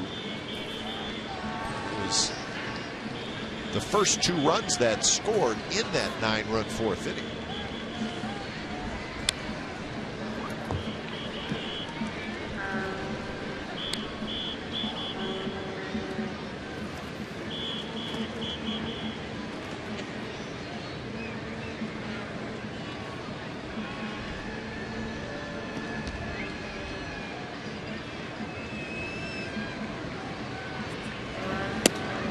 Just a bit outside. See the home plate umpire Sam Holbrook kind of look to his right, meaning pitch was outside.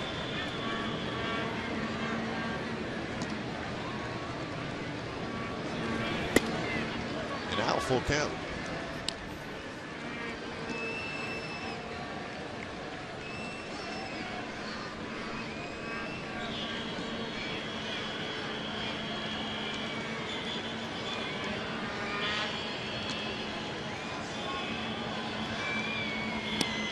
And that one missed, and it's a walk. The A's have the bases loaded and nobody out. In the 4th inning, first 2 runs scored thanks to this opposite field triple by Scott Sizemore. Showing his speed, and Connor Jackson scoring. High riding swinging, and Scott Sizemore head first slide for a triple. One of 2 the A's have hit tonight.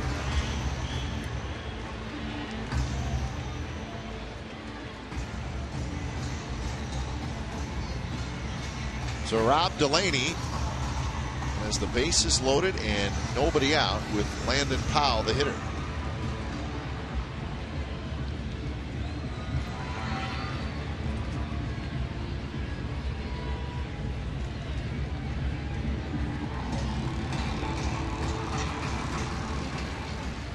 So the A's are poised for more. The catcher, number 11, Landon Powell.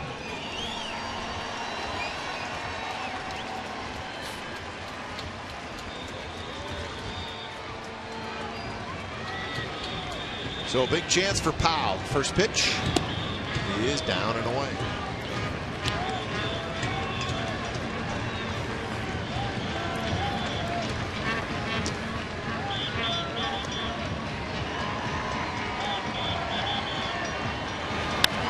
Popped up. The second baseman Zobrist backpedaling. He's got it. Runners hold. So Powell cannot get the run home. And just a little bit too far out in front and could only lift the ball. So his bat in disgust. He knew he had a chance to drive home some runs.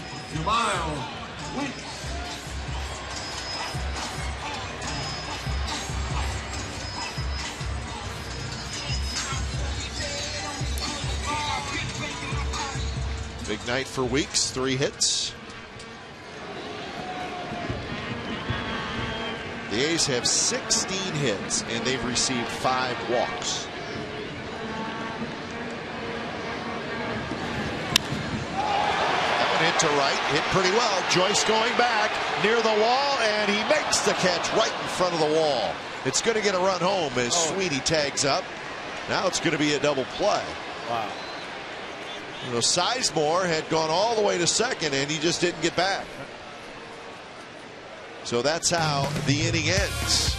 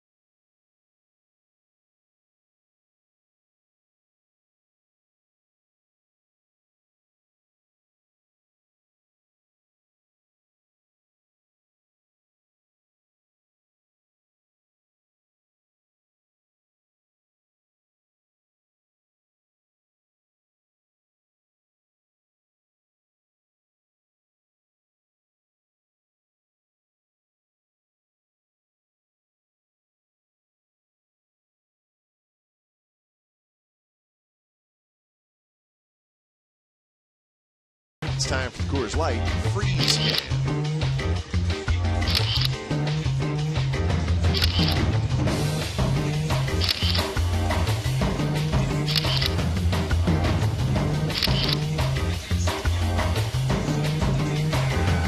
Coors Light Freeze Game is brought to you by Frost Brewed Coors Light, the world's most refreshing beer.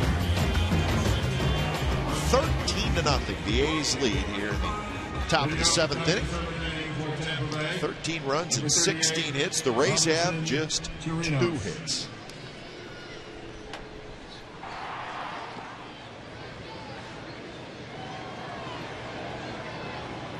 Trevor Cahill's first pitch is bounced in the hole, and it's into left field, the base hit for Robinson Chirinos. Time now for our Subway Eat Fresh Ask Glenn and Ray question. Nick from Citrus Heights asked, Ray, I've heard you say Powder River when talking about a good fastball. Where did that term come from? Powder River.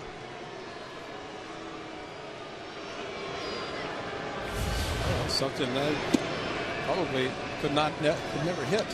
Powder River fastball. I don't know where it came from. You know? Tell us, Glenn. I'm sure there's. I know there's an explanation. No question. There's an origin somewhere.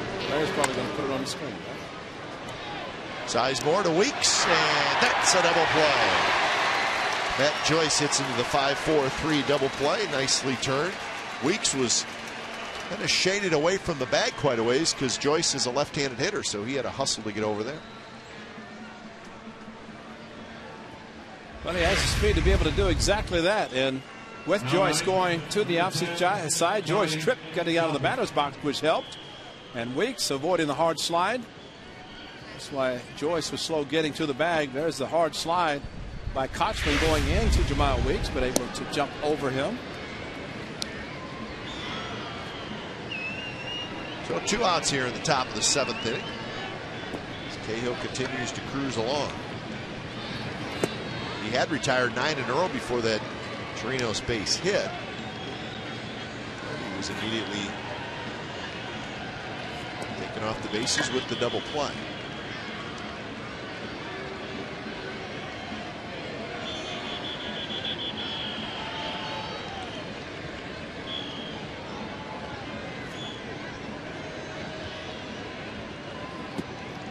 Inside to Kelly Shopik, who was struck out and then was robbed of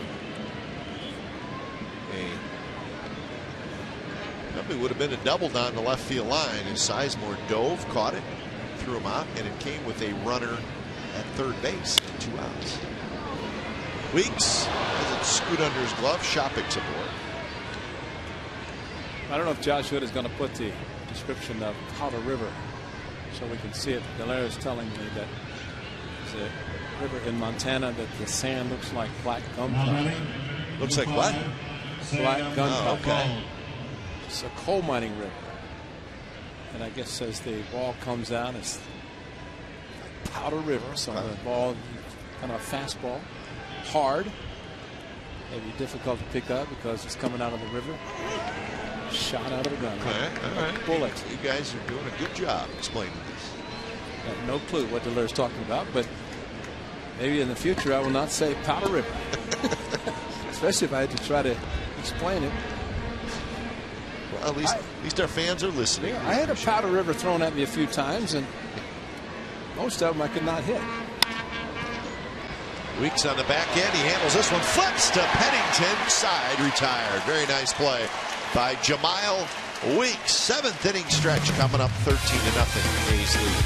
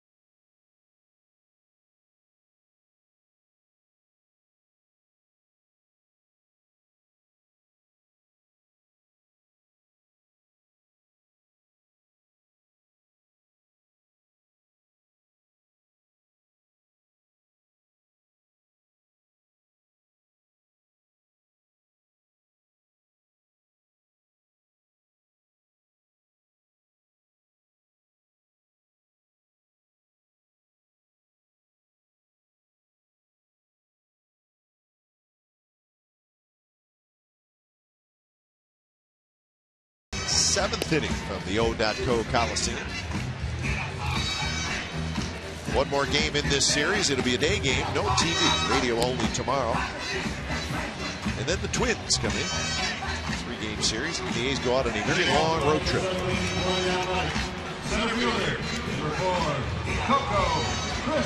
Hideki Matsui will hit second in this inning, and we'll look forward to that at bat because he needs a triple for the cycle. But he's wanting to borrow some of Coco's crisp speed. Yeah. Oh, Matsui can run when he Gets going. Very good speed.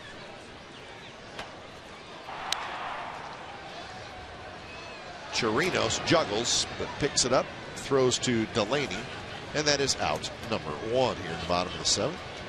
Hayes Baseball on Comcast Sportsnet California is brought to you by Jack in the Box. For a limited time, Jack's really big chicken sandwich combo is back. 2 chicken patties, bacon, melting cheese, and it's served with 20-ounce drink and small seasoned curly fries for only $3.99 plus tax. It's at participating restaurants.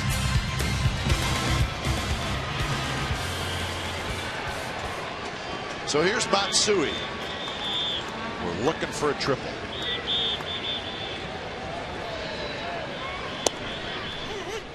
Down around the knees for a strike from Rob Delaney, who is into his 3rd inning of work.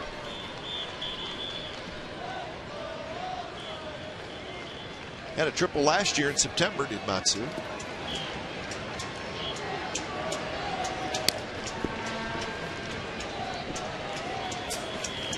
Well, turn it over.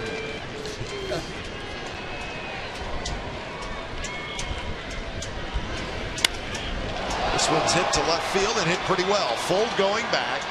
He's going to have room. Right at the warning track, and he makes the catch, and that's out number 2. Well, you see the flags in the view quarter in left field blowing very hard. The wind's been blowing hard all night. Yeah. Well, it might have been knocked down. As Matsui looked like he hit it quite well. Our papers are blowing around, and that usually does not happen up here. You get my heavy jacket. It's cold. No, breezy night.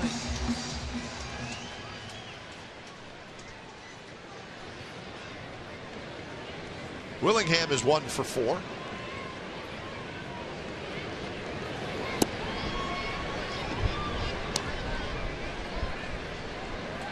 Doubled and scored in that big 4th inning when the A's scored 9 times.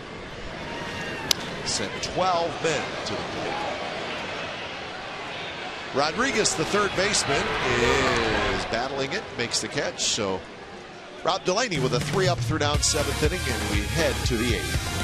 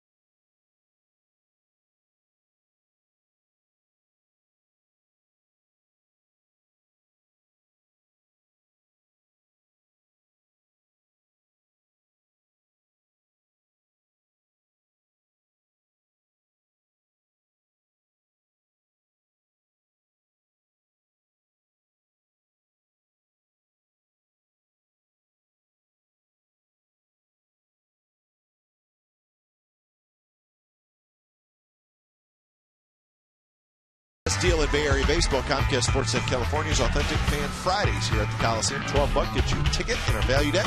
It's behind home plate. Gets you an authentic A's fan t-shirt, a cheer card, and a $6 food and drink voucher. Join us on Friday night when the Minnesota Twins are in town. That will be our next Authentic Fan Friday. We saw the authentic Raleigh Fingers look alike in the stands.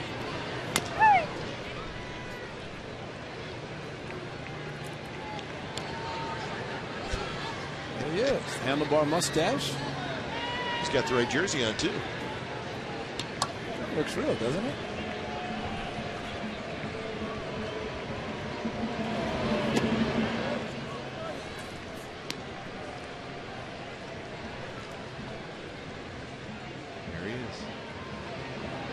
Raleigh would be proud.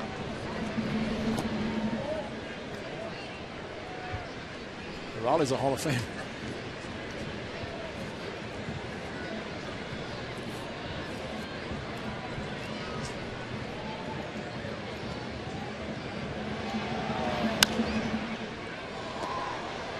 Trevor Cahill has been very good tonight, which is great to see after the tough outing in his last start.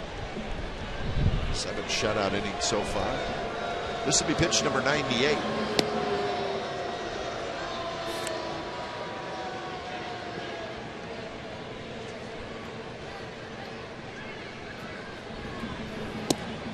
It's a leadoff walk to Sean Rodriguez. Time now for the Home Depot doing more on defense. And boy, there have been some good defensive plays tonight for the Athletics. And how about we start with this play? Jeff Pennington going up the middle over the second base side and across his body. Jamal Weeks in the same inning throws across his body over to the shortstop. This is the play of the game right here.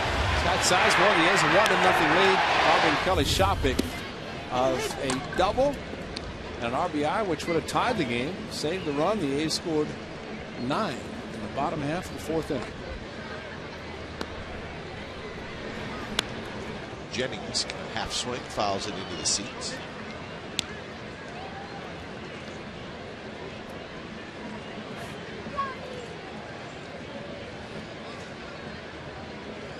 That walk to Rodriguez, the third walk for Cahill in the game. He's got 6 strikeouts. Curve stays high.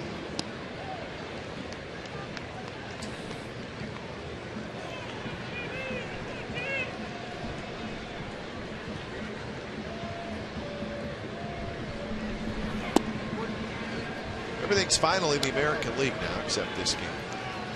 And that East, Boston won, the Yankees lost. So the Yankees dropped a game in the standings. They're now 3 back of the Red Sox. Red Sox beat Kansas City 12-5. So Boston just keeps on scoring runs in bunches. But if you at all have a vulnerable pitching staff, well, they will make you pay. And the 3-2 pitch is way outside, so back-to-back walks here in the 8th.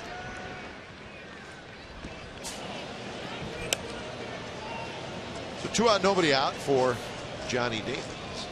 Breslow starts to throw. He'll get a little more time as Ron Romanek heads out.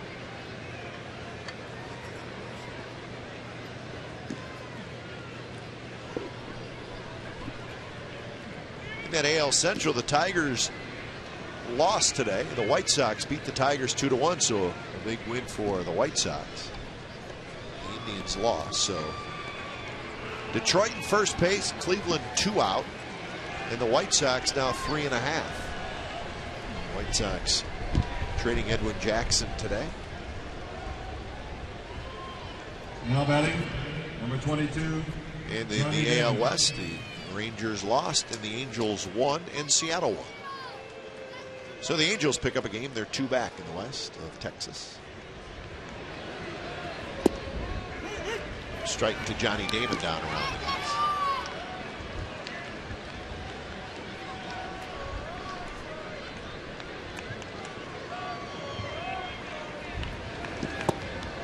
They're going to miss a couple games going on in the National League still. Arizona and San Diego. Diamondbacks with a 4-3 lead in the 7th. And the Rockies leading the Dodgers 1-0 in the 7th at Dodger Stadium. Line drive, but it's foul. In that NL East, the Braves picked up a game. The Phillies were defeated by the Giants, and Atlanta won. So Atlanta's now 5 back of Philadelphia. Still got some work to do.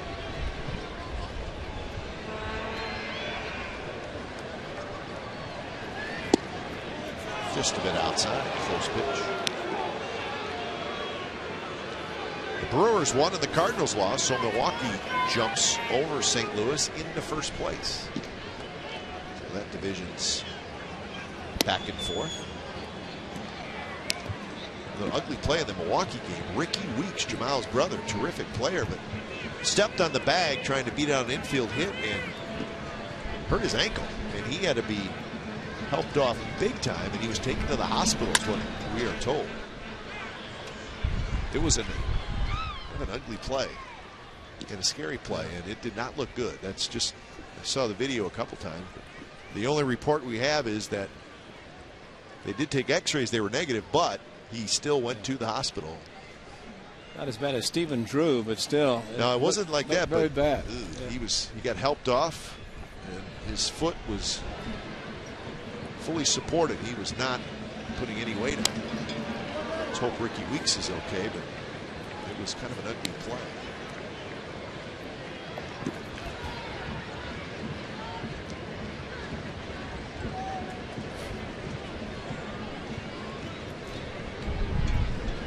Two and two to Damon. Pops that one up. It's going to be Cliff Pennington calling off Sizemore, and that's out number one.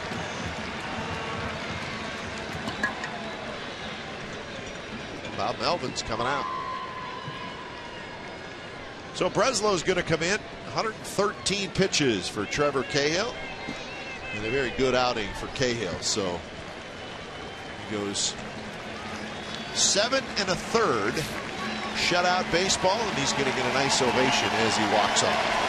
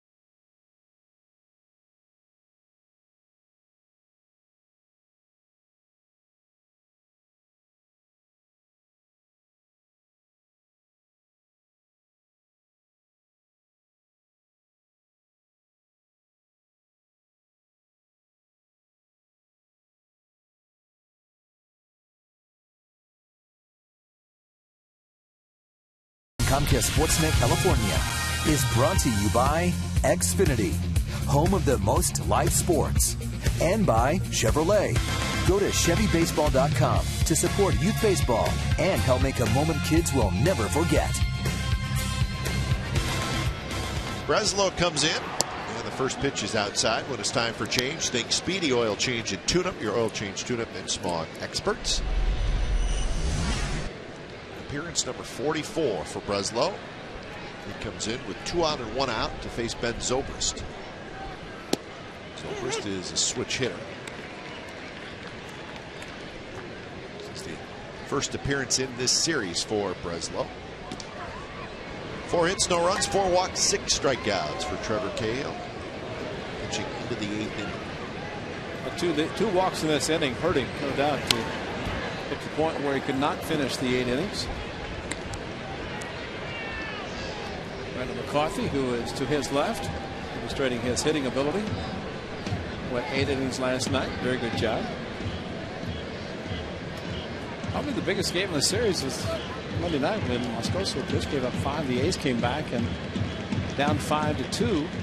Trailing 5-2, came back with 1-7-5, and then of course winning last night 6-1. Good breaking ball for Breslow. He gets the strikeout on Zobrist. 2 outs here in the top of the 8th. Hard slider down and in, and of course Breslow coming in trying to keep the runs on the base. Trevor Cahill's the inherited runs, did not like for those to score.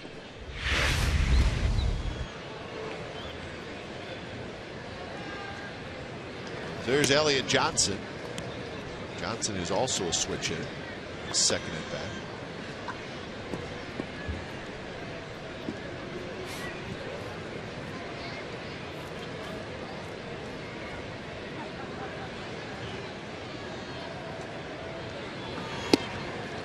Fastball, swing and a miss.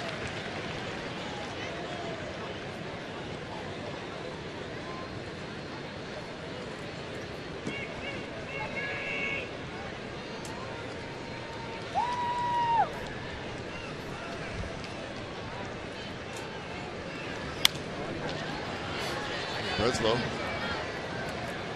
pumping strikes in there as he's ahead in the count 1-2.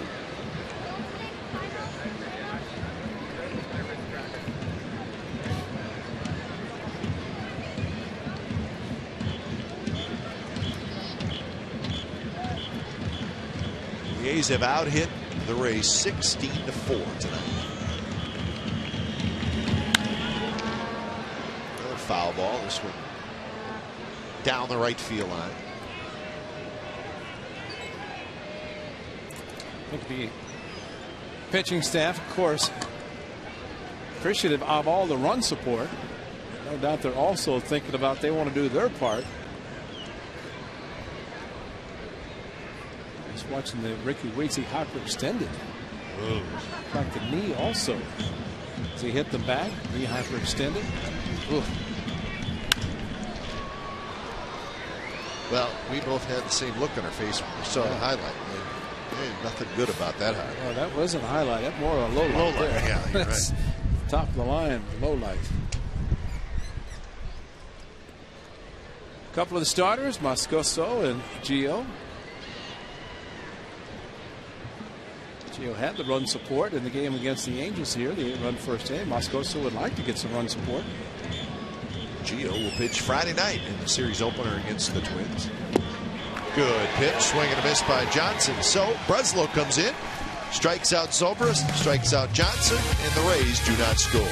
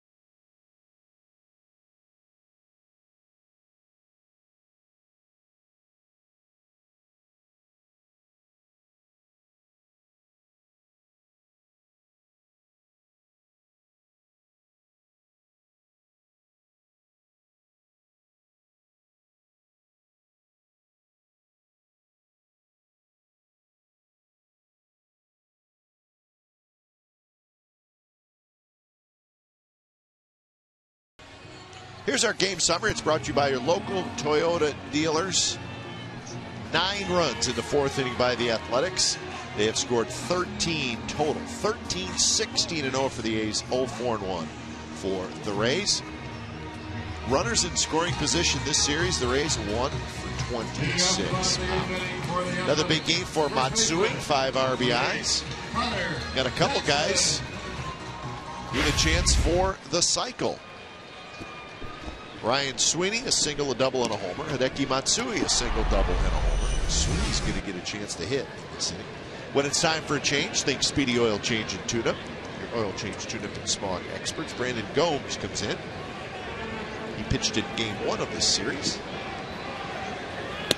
First pitch to Connor Jackson is high. Jackson, Sweeney, and Pennington. So Sweeney in the on-deck circle will get the chance for the second. You're hoping, aren't you?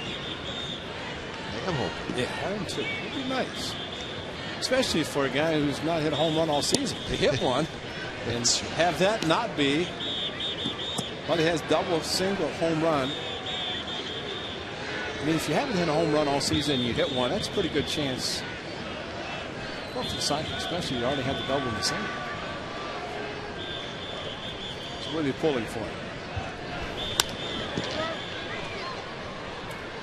Chirinos picks it up on the short hop. So 1 out here in the bottom of the 8th. They go deep with Sportsnet Central. It's brought to you by Hyundai. It's tonight at 10:30 over on your sister station, Comcast Sportsnet Bay Area. Full highlights from the game here at the Coliseum. Frank Gore, running back for the 49ers, is holding out. A lot going on in the NFL and a busy day at the Major League Baseball front. David Andrews, Scott Reese will host a couple of trades, a big 3-team trade. Cardinals, the Jays, and the White Sox. A bunch of names involved.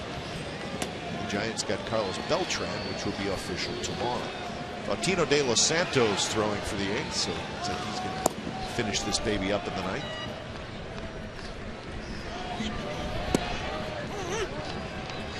One and one to Ryan Sweeney.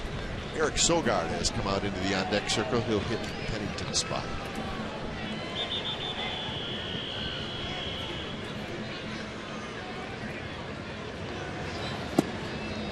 A little bit off the plate. Did you say somebody in football is holding out? Frank Gore. That's a good one. You're right. Really, they makes just no sense to me. They decided they're going to play football. That's the first thing you talk about, somebody holding out. That's funny. You're right. I didn't think about that so much. Frank Gore, the running back for the 49ers, is holding out. That's almost like a comic strip. 150-day lockout. All right, lockout's over. Let's play. I'm holding out. And probably never said one thing for all that time they were locked out that he was holding out. That's funny. Soft line drive. Zobrist has it for out number 2. So yeah, so the agent calls the 49ers. Everybody's excited, getting back to work. My guy's holding out. Not coming to training camp. Your attention, please, ladies and gentlemen, for the Athletics. Riding for Cliff Pennington. So here's Sogard. Eric Sogard. I'm glad Eric got in the game because he probably would be the only one to get in. As tomorrow, likely Kurt Suzuki will be back in the lineup. We'll see if David DeHaves is a big night for Ryan Sweeney, but at least tonight, Kurt Suzuki has had a game off. Sogard takes a stride.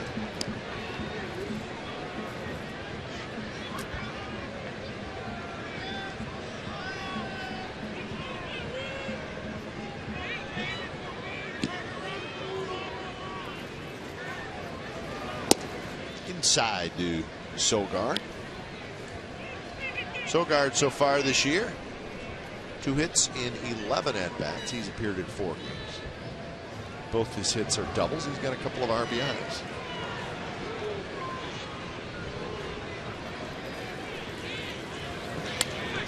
Swing there, fouls it straight back. So again, tomorrow's game, radio only. So listen to Ken and Vince on Sports Radio 95.7 FM. Wade Davis, Rich Harden is the pitching matchup. First pitch is scheduled for 12:35. I'll have the pregame. Yes, you will. So listen before 12:35. Yeah. Come on, man. That ball somehow gets to the outfield. Sogard will take it. Couple dives, nobody could get it. How fitting is that? Sits on the bench for 8 innings. 7.5 comes in bottom of the 8th, pinch hitting for Cliff Pennington. That's a hot spot in the batting order. The shortstop Pennington and Sogard the dive there. We've seen twice tonight where first baseman, second baseman both diving for the ball, missed it, and then the other time Joyce missed it also, the right field. So Sizemore will get his 5th at bat. He's 2 for 3. Hit number 17 for the A's tonight.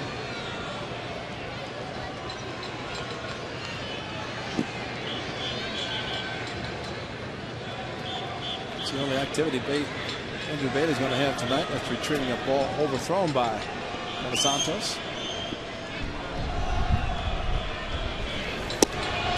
Pitch there in the inside corner. Sizemore singled in the second, tripled in a pair of runs in the fourth, and later scored, and hit a fly ball to right field in the fifth, and he walked in the sixth.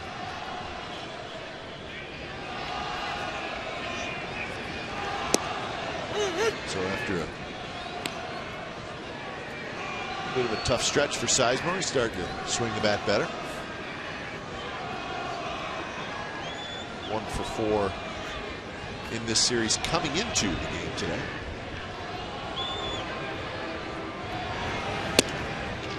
Strike 3 called, a little delayed call by Sam Holbrook. Side retired, and we're going to the ninth. De Los Santos coming in 13-0 A's lead.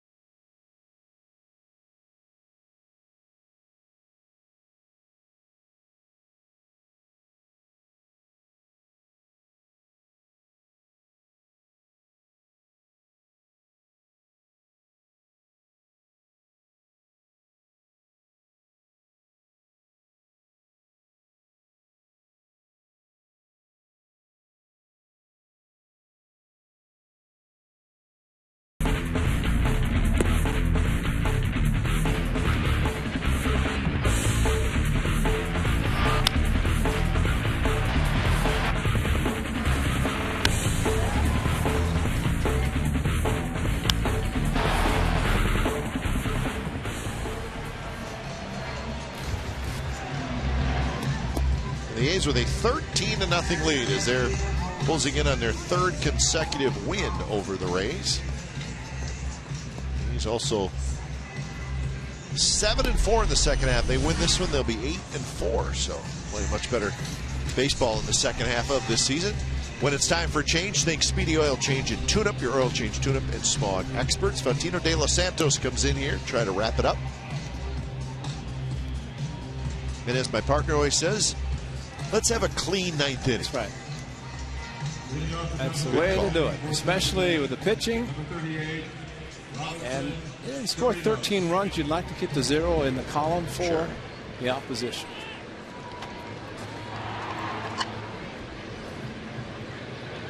So De Los Santos is ready. He'll face Chirinos, Joyce, and Shopik here in the ninth.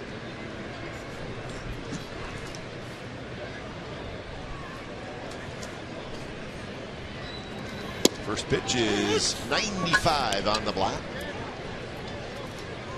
You know, and I want to go through this night without mentioning Brad Ziegler. This date in 2008. Ziegler, of course, his rookie season. Yeah. So that ball stays in. We'll continue. Throws 2 scoreless innings to establish a major league record to start his major league career. 27 scoreless innings, breaking the previous mark 25 set by George McQuillan, the 1907 Philadelphia Phillies. Streak would go 39 innings for Brad Ziegler to start his major league career. 2008, here he is, 2011. And did a very good job for the A's bullpen. Became the closer And Andrew Bailey took over as closer, and for Zig, excellent, especially throwing the ground balls, keeping the ball in the park. But that was a great start for Brett Ziegler, and just seemed like he would never give up a run. Actually, for 39 innings, he didn't. Leadoff single by Robinson Chirinos. Time now for the Fremont Bank plays of the game. Trevor Cahill came in a nice game.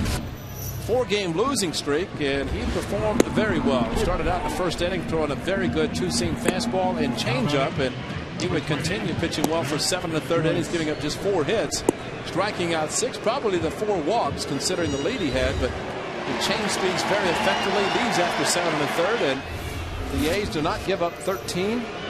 He has a chance, and he will get back to the 500 mark. 8 9 starting tonight, and hopes to be 9 9 at the end of this game. He did not want to have a reoccurrence of the 20th consecutive victory. The A's had the big lead and blew it, but won it.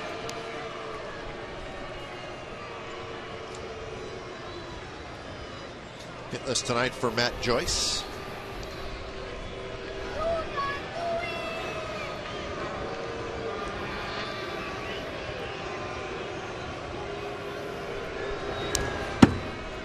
After that low fastball.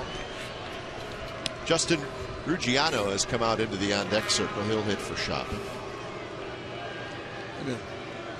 Ruggiano, seeing a lot of new players with the Tampa Bay Rays in this series. It's the first meeting between the two. You know, every time I look at that backdrop signers, I see 95.7. Of course, they filmed the radio station, the A's. I think of the 95.7 a week ago in Detroit. As in temperature, first pitch. Yeah. And we're freezing tonight. What a difference. See, the difference is, though, when it's cold, you can put a jacket on. When it's hot, you can't take your shirt off. That's true. Nor would anybody want. You understand what I'm saying. Like, you got your big, heavy jacket on, which is perfect. That was not happening on our road trip. And the A's will be off on a road trip. They'll play 9 games at 3 different dome parks. That's right. Retractable, 2 of them retractable. The one in the Trop, we'd like to see it retract, but it's not going to. Seattle, Toronto, or Seattle, Tampa Bay, Toronto. With 2 days off.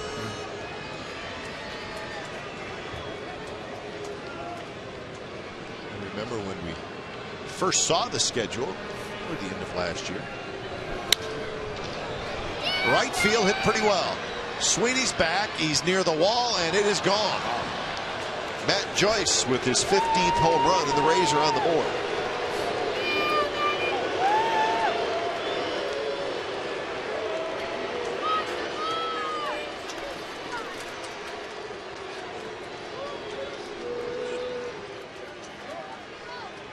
Now that's a 3-2 fastball. First of all, De Los Santos falling behind Joyce, and a little bit of a tailing action on the fastball, but Joyce looking for it. And when you're sitting 3-2 with no possibility of anything but a fastball, that's the type of swing you can put on a pretty good fastball thrown by De Los Santos. It's a little bit easier to hit that way, not thinking about off speed. Here's Justin Ruggiano hitting for Shopping.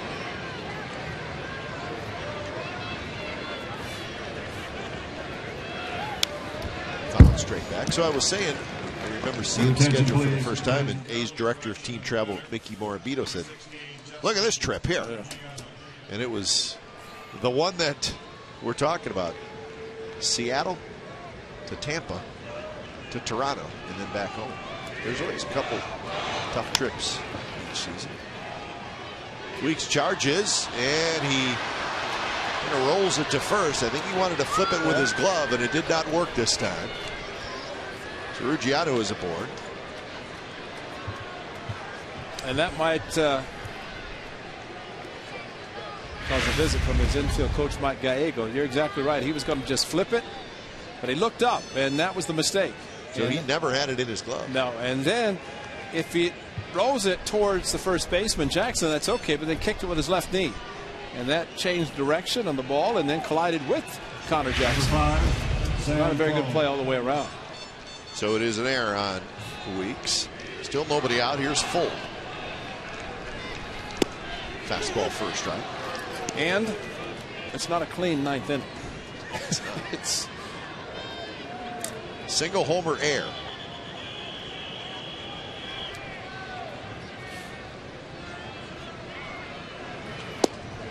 Good pitch there, 96 miles an hour, right down the corner.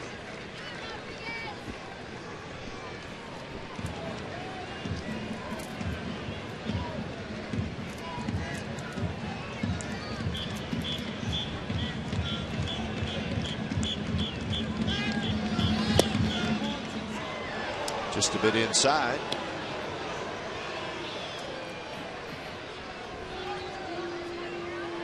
Sean Rodriguez is in the on-deck circle.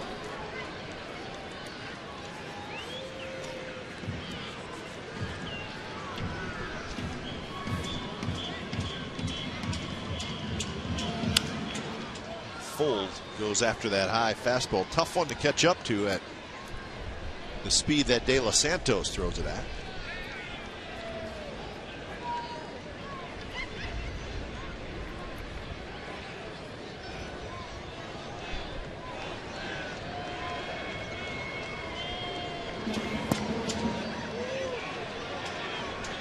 No swing, says Joe West.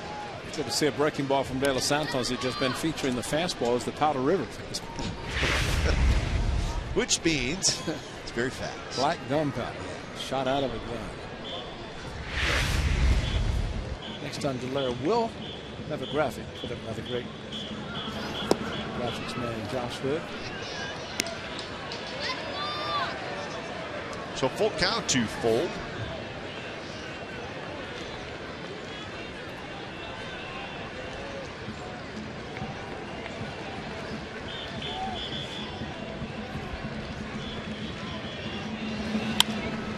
Grounded foul past George Hendrick, who decides he's just going to let it roll on by. Easy George. And just talking about Brad Ziegler, he was sitting there just enjoying a nice evening with his jacket on, staying warm. And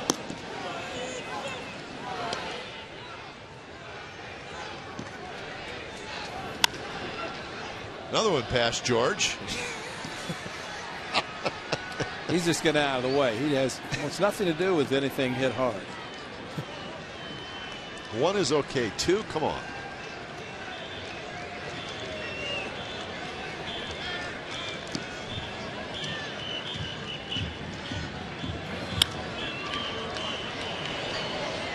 George looks like he's in pretty good shape. He doesn't look a whole lot different than he did as a player. Has not changed one bit. Played for the A's and for Cleveland, St. Louis, 18 major league seasons. 72 world champion.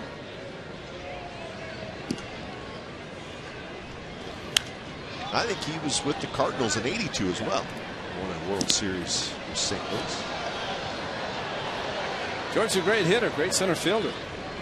You're right, great shape, as he talked about retiring a couple years ago, but here he is still with the Rays, and a very important part of this coaching staff put together by Joe Madden.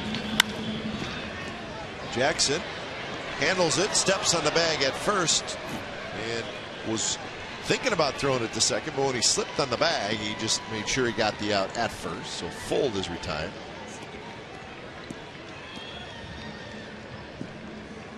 Home Depot doing more on defense right there. Connor got it.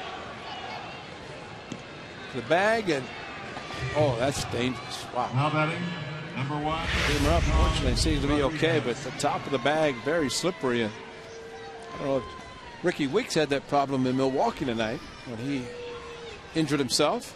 But you kind of want to push off from the side, not put your foot on the top. First pitch to Rodriguez is bounced to third. Sizemore has it. And that's out number 2 here in the ninth. Well, our next televised game will be Friday night. Game 1, Twins A's. It'll be Gio Gonzalez and Francisco Liriano. Gio looking for his 10th win of the year. 6:30 A's pregame live, and then the ball game after that. Complete A's coverage every night on Sportsnet Central and CSNCalifornia.com. The home of the A's is Comcast Sportsnet California, so join us for that. Friday night, Gio on the mound against Liriano.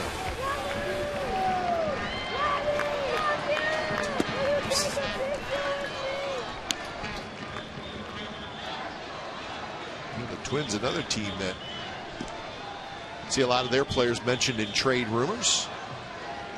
See whether they will make any deals over the weekend. Desmond Jennings, a good swing, fouls it straight back.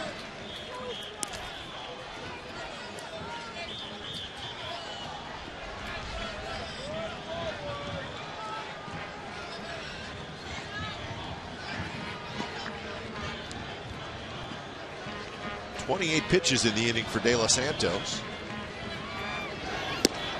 Good one there. And now the count 1-2. For those in the crowd that have stuck around, rise to their feet. And he's trying to pick up their 47th win of the year. In the dirt and to the backstop. Hard, sharp breaking curveball.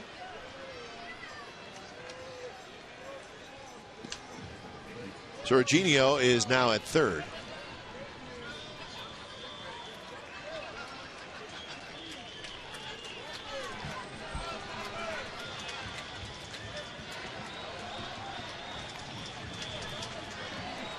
Big night for that man, Ryan Sweeney.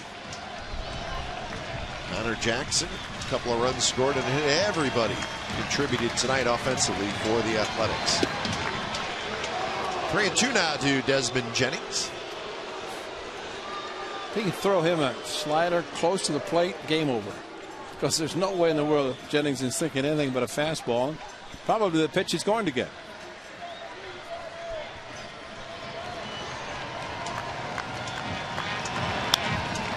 And that one's hit into left field for a base hit. Eugenio trots in to score. So Jennings gets his second hit. Picks up an RBI. And that's the problem. And Bob Melvin's going to Brad Ziegler. We're going to get a pitching change. So 32 pitches thrown by De Los Santos here in the ninth, and he cannot get that final out when it's time for change. Think speedy oil change and tune up your oil change. Tune up and smog expert Ziegler coming in.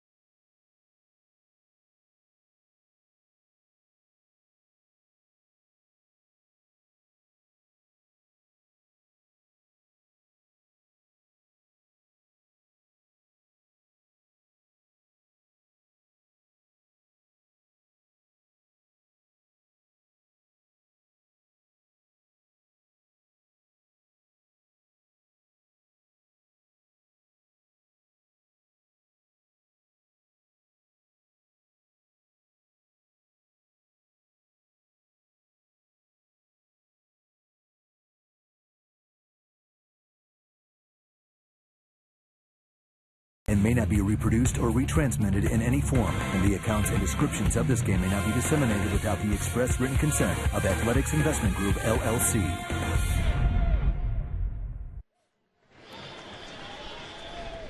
So Brad Ziegler will try to get the final out, and it'll be Johnny Damon hitting. The Rays have scored 3 times here in the 9th inning.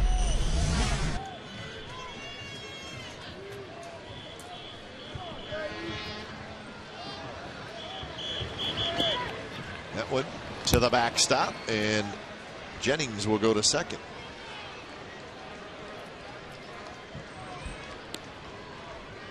This 9th inning has taken an awful long time. Too long when you have the kind of lead, but I think what happens too, you just get to the point where you throw a lot of fastballs. Santos was featuring nothing but fastballs, gave up the 2-run home run and the E4. A couple of ground ball outs, and here we are. Another one. So Damon's going to have an RBI single as Jennings races around to score.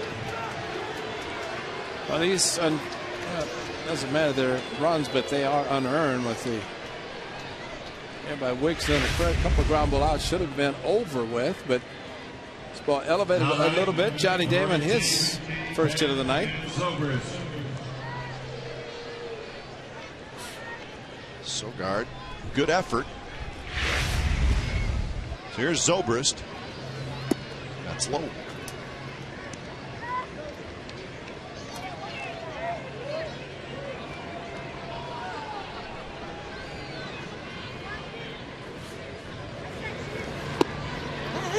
Zobrist homered on Monday night, homered on Tuesday night. Tonight, these have kept him in the yard. Just 1 for 4.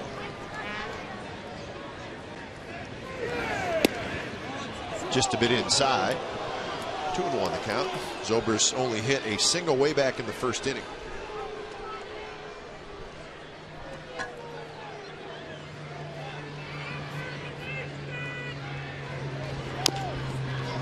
Off the plate and off the foot, I should say, of Zobrist as he goes down.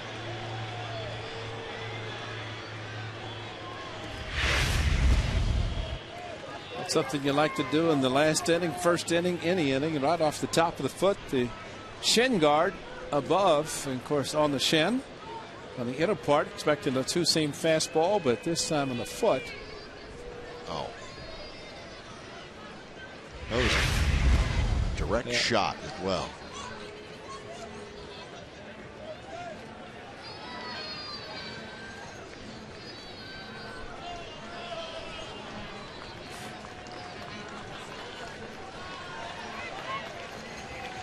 Now Brad Ziegler pitching again a few of those because he has a great 2-seam fastball, the sinker that just starts up a little bit and then goes down very quickly.